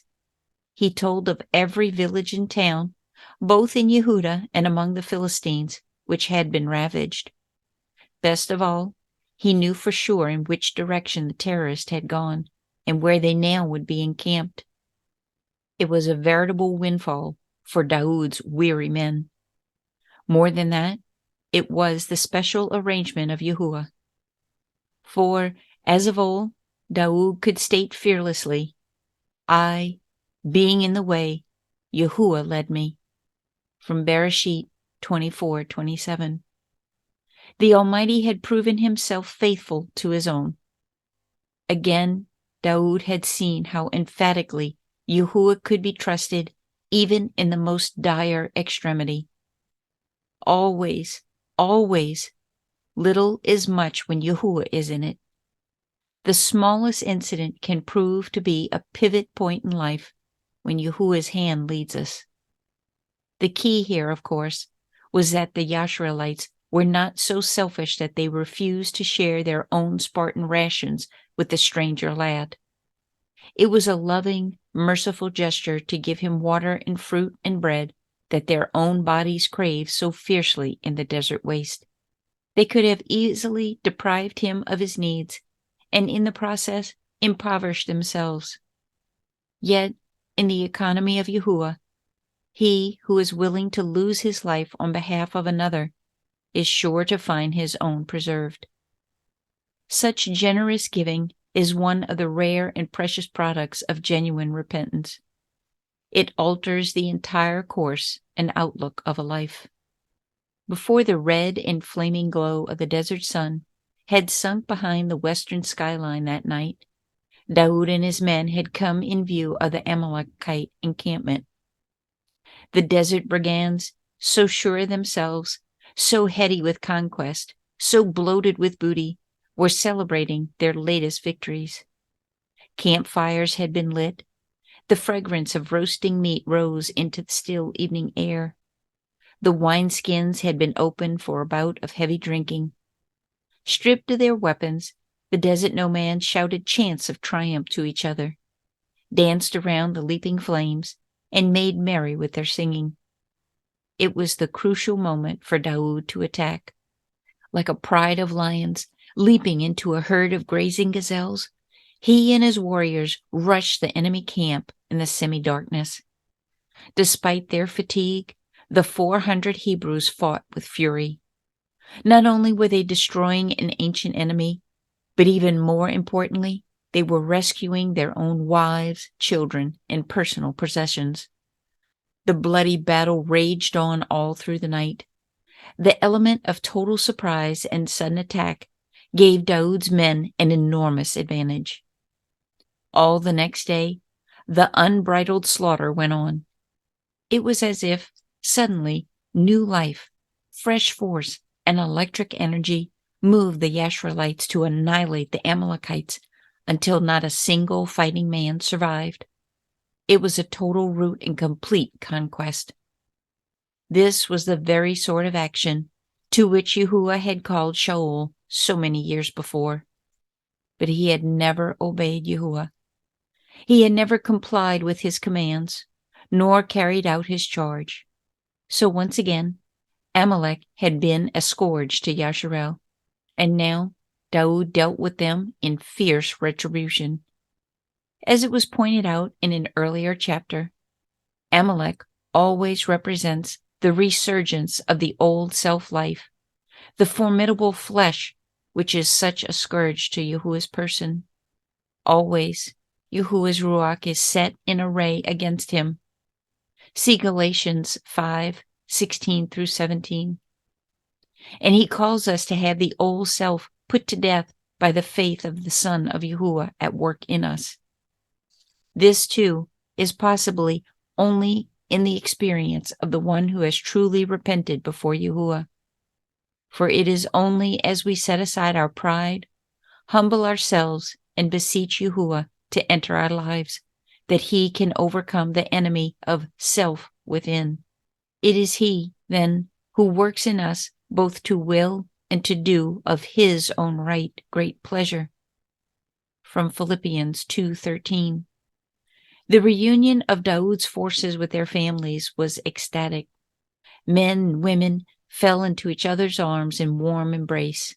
Tears streamed down flushed faces as tough warriors, stained with blood and coated in dust, gathered up their children in huge hugs and burning kisses. Not a woman was missing. Not a single child was lost. All was there. What a triumph! What a celebration! What a joy! In addition to this ecstasy was the incredible bounty of recovering all their livestock, all their possessions, as well as all the extra plunder and booty the Amalekites had lifted in their raids throughout Yehuda and Philistia. It was more than the victors had ever imagined, even in their wildest fantasies. In 48 hours, total tragedy had been turned into total triumph under the strong hand of the Most High. This Daud knew, and this he recognized publicly. It was Yahuwah who had led them. It was Yahuwah who had preserved them. It was Yahuwah who had given victory. When Daud returned to the brook Besor with such good tidings and goodwill to pick up the rest of his men, an undercurrent of discontent ran through his troops. Why should those who stayed behind share in the spoils? See verse 24. Daud, with strength, wisdom, and courage, silenced the dispute at once. Yahuwah it was who had given such an abundance. It was only fair and equitable that all of them together should have a share in the spoils of war, both the ones who went into battle and those who stayed behind to guard the battle gear should share alike. It was a most astute action. It immediately healed the breach between his quarrelsome warriors. More than that, it rekindled the sense of loyalty and respect for his leadership that had been lost a few days before.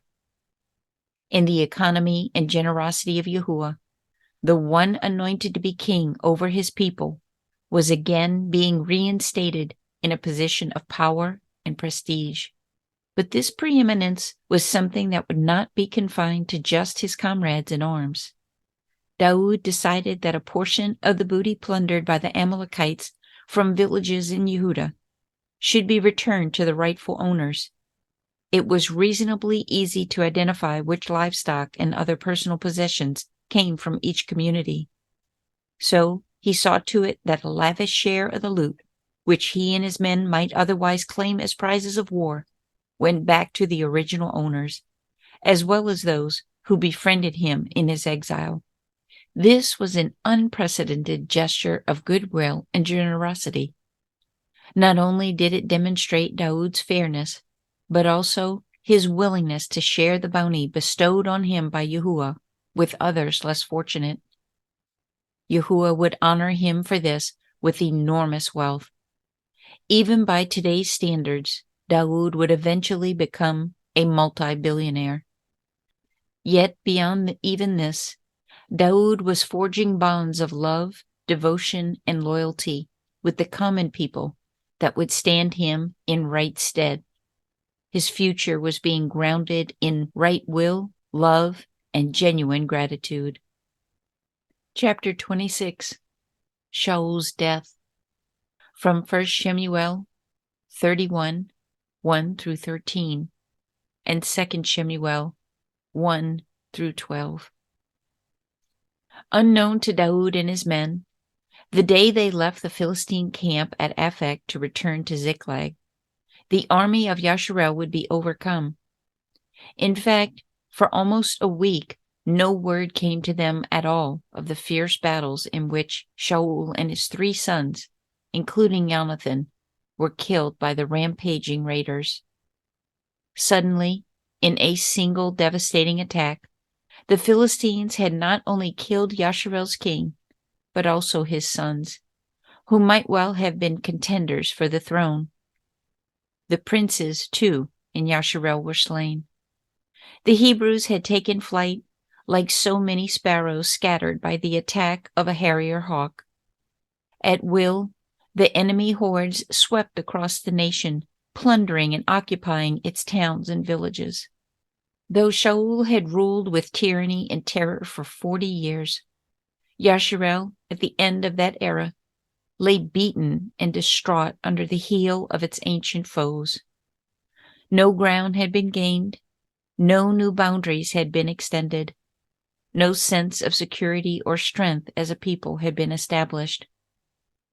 In terrible truth, it had been a time of great anguish and deep remorse for Yahuwah's people. The sequence of events that took place at the end of Shaul's life have been recorded both in the last chapter of 1 Shemuel, as well as in the first chapter of 2 Shemuel. In addition, the narrative given in 1 Chronicles adds further information. Contrary to the view taken by some scholars, my conviction is that because they are the various reports made by participants in the heat and fury of battle, there is bound to be some discrepancy in the details, depending upon the individual observer's personal perspective.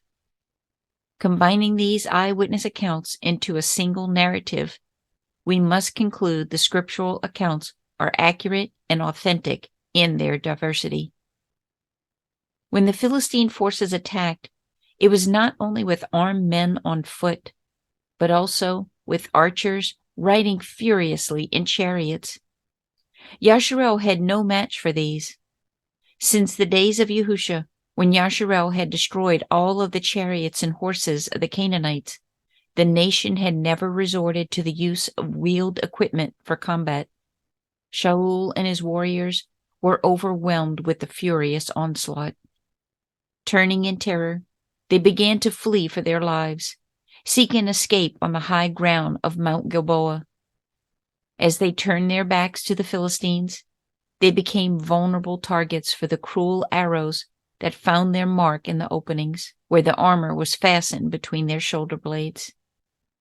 The enemy arrows did their deadly work among the Yashreelites, severing veins and arteries, cutting nerves and tissues, with blood gushing from the gashes made by the barbed heads. Like grisly pincushions, Shaul and his 3 sons, Jonathan, Abinadab, and Melchishua, stumbled and fell before the screaming Philistines. The rocky slopes of the hill were littered with the bodies of dead and dying warriors. In his anguish and terror, Shaul screamed out to his armor-bearer to end his agony. But the young man, awed by the fact that his master was Yahuwah's anointed king, refused to lift his sword against the monarch. So Shaul, in a last melancholy act of despair, tried to take his own life by rising up and falling upon his own weapon. The armor-bearer, aghast at what he saw, followed suit and took his own life. No doubt, had he survived the battle, his own life would have been forfeit for failing to save the king. Just at this juncture, a young Amalekite who somehow had ensconced himself in the royal household and was attached to Shaul's camp came upon the fallen monarch. In the confusion and carnage, he heard groans from the ground. It was Shaul in the agony of his death throes. Looking around behind him, Shaul inquired who it was. The young man replied, "I am an Amalekite." He was one of the hated ones, whom Yahuwah had commanded Shaul to eliminate so long ago. In gasping tones, Shaul pled with him, "Stand on me, slay me, take my life from me, end my agony." See 2 Shemuel, chapter 1, verse 9. What the armor-bearer had been afraid to do, the brash young Amalekite was quick to accomplish. More than that, he stood on the corpse, his bloody sandal on Shaul's neck, and stripped the royal crown from the handsome head of Yasharel's monarch. As a final insult, he lifted the great muscle arm of the giant man and wrenched the gold bracelet from his massive wrist. The crown and bracelet would be sure evidence to anyone that Shaul had been slain. Beyond that, they were trophies of war that proved he, an Amalekite, had struck the last blow that brought this wretched king to such an ignominious end. Shaul, who had refused to annihilate the Amalekites, who had spared their king Agag, who had adamantly rejected Yahuwah's judgment upon this enemy, had now been utterly humbled by them. The events of his black career had come full circle. Thus, the closing scene of his life was one of appalling pathos. Even the most obtuse novelist could scarcely have arranged a more ghastly ending or construed a more sinister scenario. Shaul was simply a self-willed, selfish, stubborn sovereign who refused to relinquish the rule of his life to the Most High.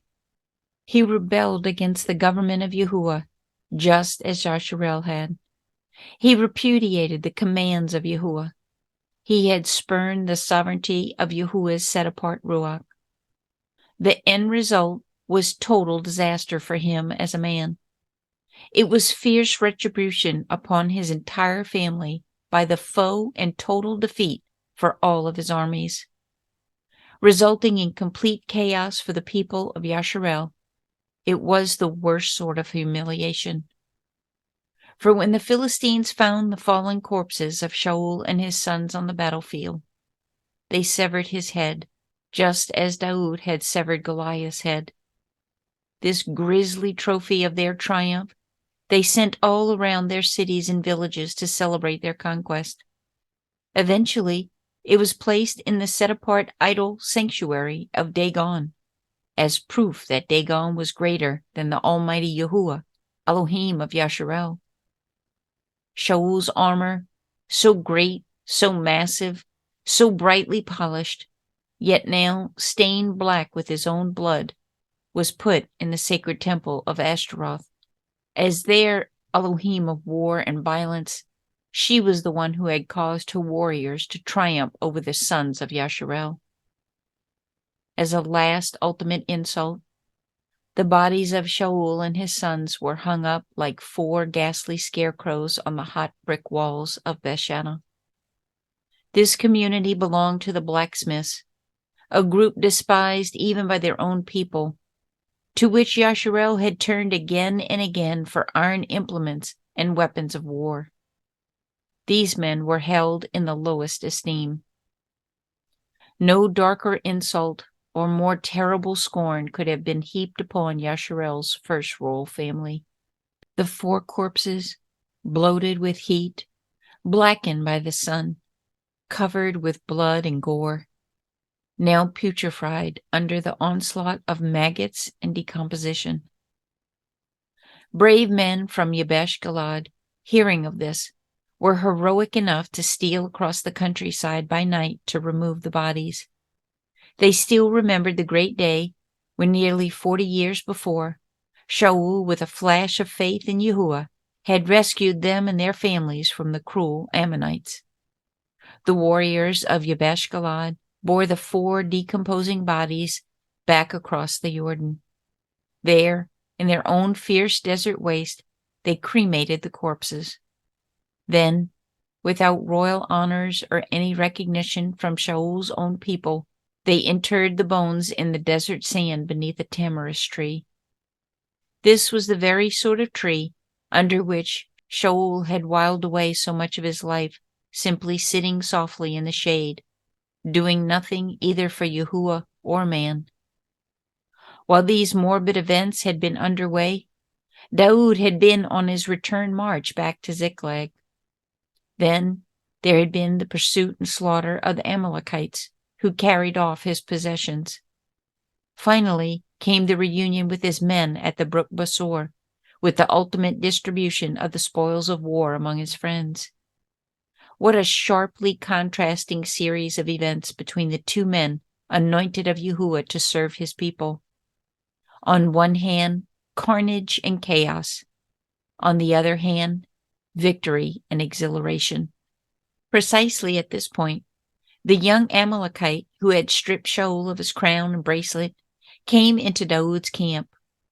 No doubt he was confident the warrior king in exile from Shaul would gladly welcome the news of his opponent's death.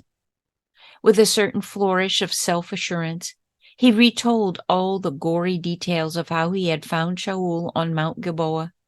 He graphically recounted how he had spilled the king's last blood. As proof positive of his daring deed, he pulled from beneath his dusty robe the king's royal crown and his golden bracelet. Like the former Amalekite king Agag, he was sure his life would be spared by an indulgent Daoud. But he was dead wrong in his guess. Instead, Daoud was distraught. In a gesture of unbridled grief at the news of Shaul's death and Jonathan's awful end, Daoud tore his clothes into tatters. In an outburst of mourning, he wept unashamedly, and so did his men. This was an hour of dark despair for all of Yasharel. Never in 40 years had the nation stood at such a low ebb. In agony of spirit, Daoud, along with his warriors, refused to touch food or drink water until after sundown. Like Shemuel of old, Daoud was not content to let matters rest there. Instinctively, he knew that if in truth he was to be the one to succeed Shaul as king in Yasharel, he would have to take stern steps to establish his spiritual leadership as well as his political power among his ravished people. The first move he made was to summon the young Amalekite before him. He questioned him closely until he was firmly convinced it was he who finally slew Yahuwah's anointed. In one short, sharp command, he ordered the Amalekite to be killed on the spot. The man's own testimony, was sufficient evidence of his dastardly deed. It was a clear signal to all his followers and to all of Yasharel that Shaul's era had ended. Whatever Yahuwah commanded, Daoud would do. A new dynasty had come into power, one in which the word of Yahuwah the Almighty would be obeyed. Chapter 27. Daoud's last lament for Shaul and Jonathan, from 2 Shemuel, chapter 1, verse 12 through 27. Shaul's tragic death, so full of shame and ignominy for Yasharel, was a brutal blow to Daoud. The more so when at the same time he also lost his best friend, Jonathan, the prince, as well as his two other brothers. In a single awesome swoop of the enemy, 4 lives of the royal family were annihilated in combat. With fierce retribution, appalling judgment had brought an abrupt end to the era of Shaul's terrible tyranny over Yasharel. We need to remember that Daoud was not the only man driven into exile by Shaul's ruthlessness. So, too, were the other 600 men who accompanied Daoud during his wretched life in the desert waste. Besides these were all their women and children, who fled wherever they could find refuge from the mad king's wrath.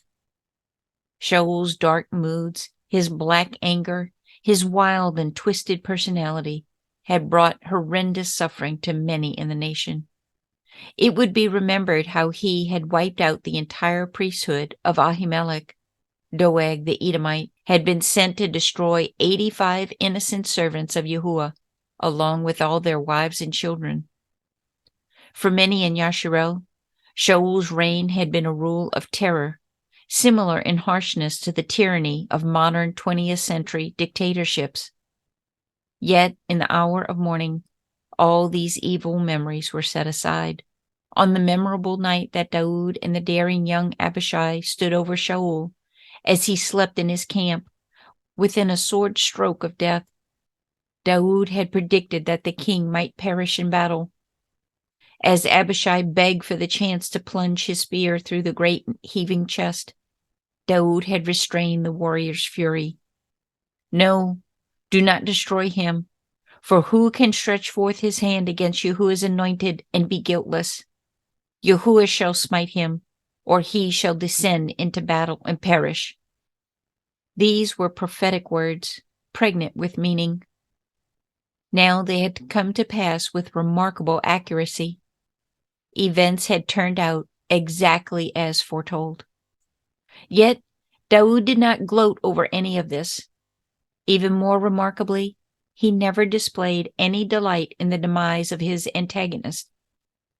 It comes home to us with tremendous impact that even though Daoud had been hounded and harassed by Shaul for so many, many years, he appeared to bear no personal grudge against him. Daoud had a breadth of generosity, a deep compassion in his character few of us ever possess. In this dimension of his life, at least, he was a truly great individual. He knew how to forgive. This is not to overlook his singular faults. We have seen his propensity to deception. We have been stunned by the shortness of his temper, its explosive power, its crafty cruelty. He was a warrior of ruthless violence in combat, a terrorist who spilled innocent blood and brought savage suffering to his adversaries. No, Daoud was not a spotless being. He was not a shining knight of impeccable perfection. Like all of us, there were lights and shadows to his makeup. Yet revenge against Shaul was not one of them. So when the day of mourning came to an end, Daoud picked up his harp and with the natural genius of his musical talent began to sing a last lament for the leader, whom Yasharel had lost in battle. It is a deeply moving dirge, replete with pathos, yet noble and magnificent in its expression of love. It has sometimes been called the Song of the Bow, not in this case because it was accompanied by the soft strains of music drawn by a bow from a stringed instrument, but because it spoke of the deadly devastation wrought by the bows of the Philistine archers who wounded Shaul in combat on Mount Gilboa. In fact, this was the action which convinced Daoud that some of his forces in the future would have to be men trained as skilled archers. This would be a new departure for Yasharel, just as equipping them with horses and chariots would be a new strategy in military matters. But for the moment, Daoud turned his attention back over the years of Shaul and Jonathan's exploits. He could not separate the two from each other. Father and son had stood together in life. They had fallen together in death. Nothing had ever divided them. Neither Shaul's foolish oaths and raging jealousy, nor Daoud's friendship. Again, Daoud called to memory the handsome grandeur of the two men in the early days of their young esteem. No men in Yasharel could compare with the arresting presence of these magnificent stalwarts. They stood strong like two splendid lions. In combat against the Ammonites, Shaul had been fierce as a predator, sparing the lives of all the people in Yabesh Galad. At the rock, Bozez, his son, Jonathan, had routed the Philistines single-handedly. But now the mighty were fallen. Now Yahuwah's anointed were destroyed. Now the flower of Yasharel had faded. Daoud's harp sounded out the sorrowful notes. His deep voice, heavy with emotion, begged his hearers not to broadcast the evil tidings across the country. He wanted no dancing in the streets of Gath or Ascalon because his comrades had fallen in combat. He wanted no shouts of triumph from Yasharel's ancient foes because of their victory in battle. He wanted no reproach upon the Most High in this hour of sorrow. The gentle strains of the harp accompanied his lament. There was deep disquiet in the poet's sensitive soul. Profound remorse ran through the singer's ruach. Anguished emotions convulsed his countenance. He grieved with genuine sorrow. On Mount Gilboa, there had come a dreadful disaster for all of Yasharel. On that awful day, the shield of faith in Yahuwah had been cast away. It was as though Shaul had never known the special presence of Yahuwah's ruach there. Though both Shaul and Jonathan, swift as eagles, strong as lions, slew the enemy with courage, they in turn fell before the foe. Their days of victory were over. Their hour of power had passed. The sad chapter of their lives had closed shut. Still, it had been a bold chapter. Daoud sang on in sadness. It had been an interlude Yasharel should never forget. Her daughters should recall the benefits bestowed upon them by the royal family, the beautiful garments, the golden ornaments, the lavish perfumes. But all of these were gone now. The soft days of ease and luxury and pleasure were past. The moonlit nights of dancing and singing in the streets were but a melancholy memory. The recollection of those times brought Daoud to tears. His voice sobbed as he sang eloquently of the great affection he had known for Jonathan. His friend had been closer than a brother, dearer than any lover. The bonds between them had been stronger than any bonds of blood, their loyalty more moving than any marriage vows. In truth, these two powerful, fearless warriors, with their formidable faith in Yahuwah, were one in ruach, one in mind, one in devotion to the Most High. No doubt, Daoud had often dreamed that when in due time he came to the throne, Jonathan would serve as his chancellor, the first minister in the realm. It was a private pact between them, but it was not to be. Jonathan was gone. Because of the dark events of that dreadful day on Mount Gilboa, Daoud's lament was that the rocky hill should stand always as a stern monument to the dark ordeal. Never again should the silver dew settle on those slopes. Never again should the gentle rain refresh those heights. Never again should the soil produce a crop to harvest as an offering to Yahuwah.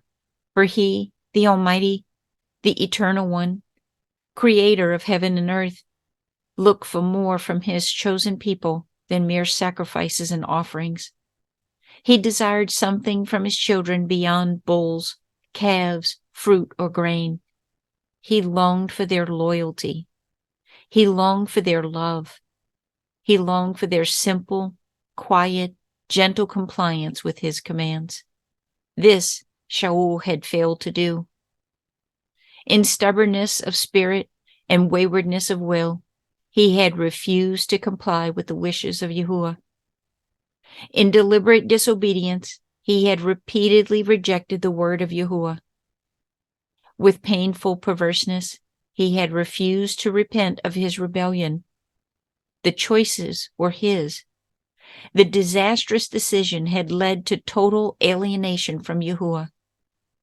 His faith in Yahuwah had been diluted to nothing, while he himself had become a tragic castaway. Yes, oh yes, Mount Gilboa would stand stark and dark, unforgettable as a solemn reminder to all men of all time that the sinister wages of sin are death. No person can sin with impunity against the love and mercy and patience of Yahuwah without paying the ultimate penalty. Daud's lament was, without question, a deep and compelling expression of his own Ruach. It came as a clear confirmation of the profound affection he felt for Jonathan and the reverent respect he held for Shaul as Yahuwah's anointed king. As those phrases flowed from his heart in harmony with the musical melody of his harp, they were more than the mere words of a mortal man. They were the heavenly dirge of the merciful Ruach of Yahuwah, resident within his own Ruach. Only the generous, forgiving, loving compassion of the living Elohim could enable any man to give voice to such sentiments after so much suffering. But above and beyond all of this tenderness, there came to Daud in this dark and meaningful moment truth from the Most High.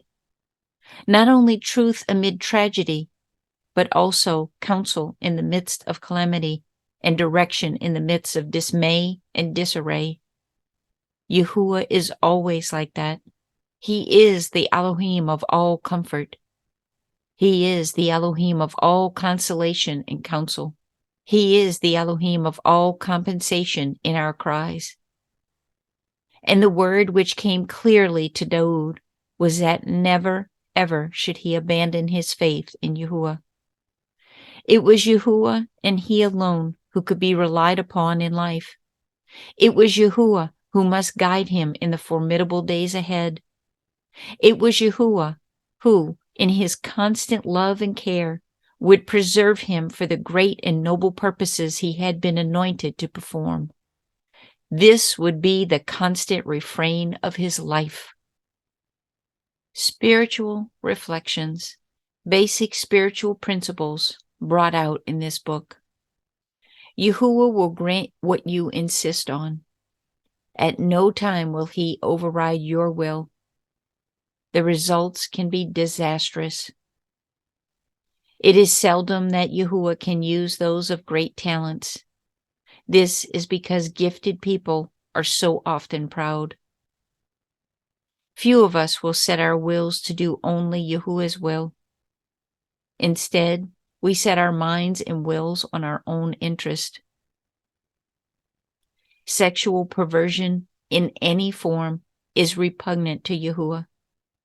It carries devastating consequences. It is a crime both against man, oneself, and the Ruach of the Most High. Anyone whom Yahuwah calls into his service, he prepares with great care. He fits and equips them for special deeds. The secret of success in our life with Yahuwah is to receive him as heaven's majesty. He must be preeminent, always. Whenever we are disobedient to the wishes of Yahuwah, at that point, we provide the enemy with a bridgehead in our lives. Too often, Yahuwah's people endeavor to achieve Yahuwah's work in the world, using tools and techniques drawn for the world instead of relying on his Ruach. Our Father is not limited by numbers in what he can accomplish. Yahuwah performs great exploits with those who are simply expendable for him. We take personal vengeance into our own hands at great peril to our spiritual well-being. Let Yahuwah settle scores. Jealousy is one of the most despicable of all sins. Not only does it damage others, but it destroys the one harboring it. Yahuwah calls each of us to deal drastically with our old self-life, just as he called Shaul to destroy Amalek. Few of us do. We prefer to pander out our insidious self-interest. Deliberate disobedience to our Father's will always ends in disaster. Out of genuine love for him, we should be eager to comply with his wishes, happy to honor his commands. The person in rebellion against Yahuwah's best purposes is no longer of service to the Most High. The paramount quality of character Yahuwah seeks in anyone called to serve him is a humble will, set to obey him. With such a being, Yahuwah's Ruach delights to reside. Those determined to follow Yahusha at any cost may well expect to face opposition or ridicule from family and friends. If we are to achieve great exploits for our Father, we must throw ourselves into his causes. Only the person who lives for a cause much greater than himself truly lives. Our confidence for such exploits comes not from human skill or technology. It comes from a quiet faith in the greatness of our Yahuwah. The Most High calls us to put whatever skills we possess into his great hands. Entrusted to him, they triumph. The conquest over evil is both his and ours. Any attack made on Yahuwah's child is an attack made upon Yahusha, who resides in that life. The battle is not ours alone, but his as well. Even under the most severe and prolonged provocation, we are to remain steadfast. Our constant assurance is, "O Yahuwah, you are in this too. All is well." Yahusha can preserve his people even in the most contrived circumstances of life. He often delivers us through the help of friends or the wise counsel of those who walk with him in sincerity. True believers' friendship is based not only on love for one another, but also on deep mutual respect and open honesty. This leads to long-time loyalty. We are not to fracture families in order to indulge our own desires for friendship. Fear in our lives eventually leads to loss of faith in Yahuwah. It is the root cause of frustration and failure. Such an attitude does not come from the Elohim of all hope. Fear can drive us into duplicity and deception for self-preservation. It is a downward path of despair that leads others into evil as well. In his mercy and compassion, Yahuwah will and does send us his messengers to summon us from our darkness. Often, those who have erred can be quickly restored if they confess their wrongs and repent of their wicked ways. True repentance, sometimes called Yali sorrow, is seldom seen in our society.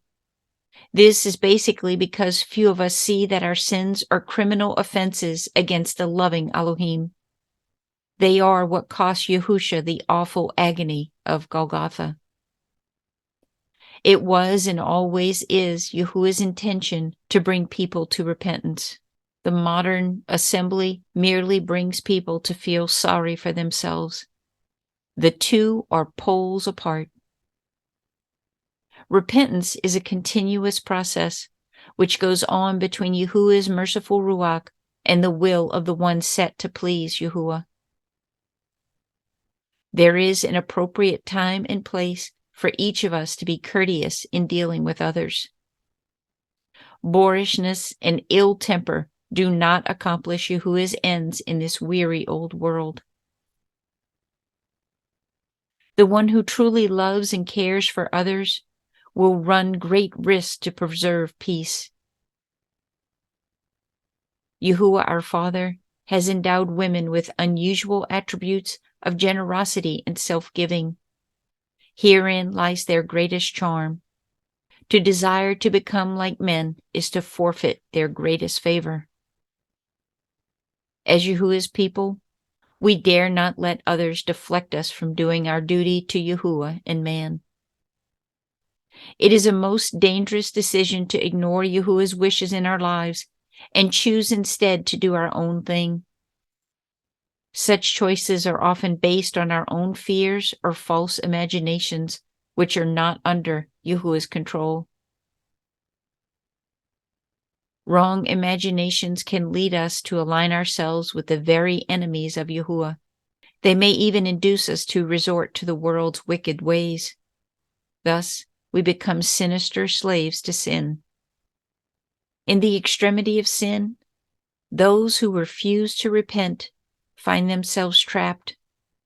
Then, even the occult or false religions will hold a strong appeal to turn them from Yahuwah.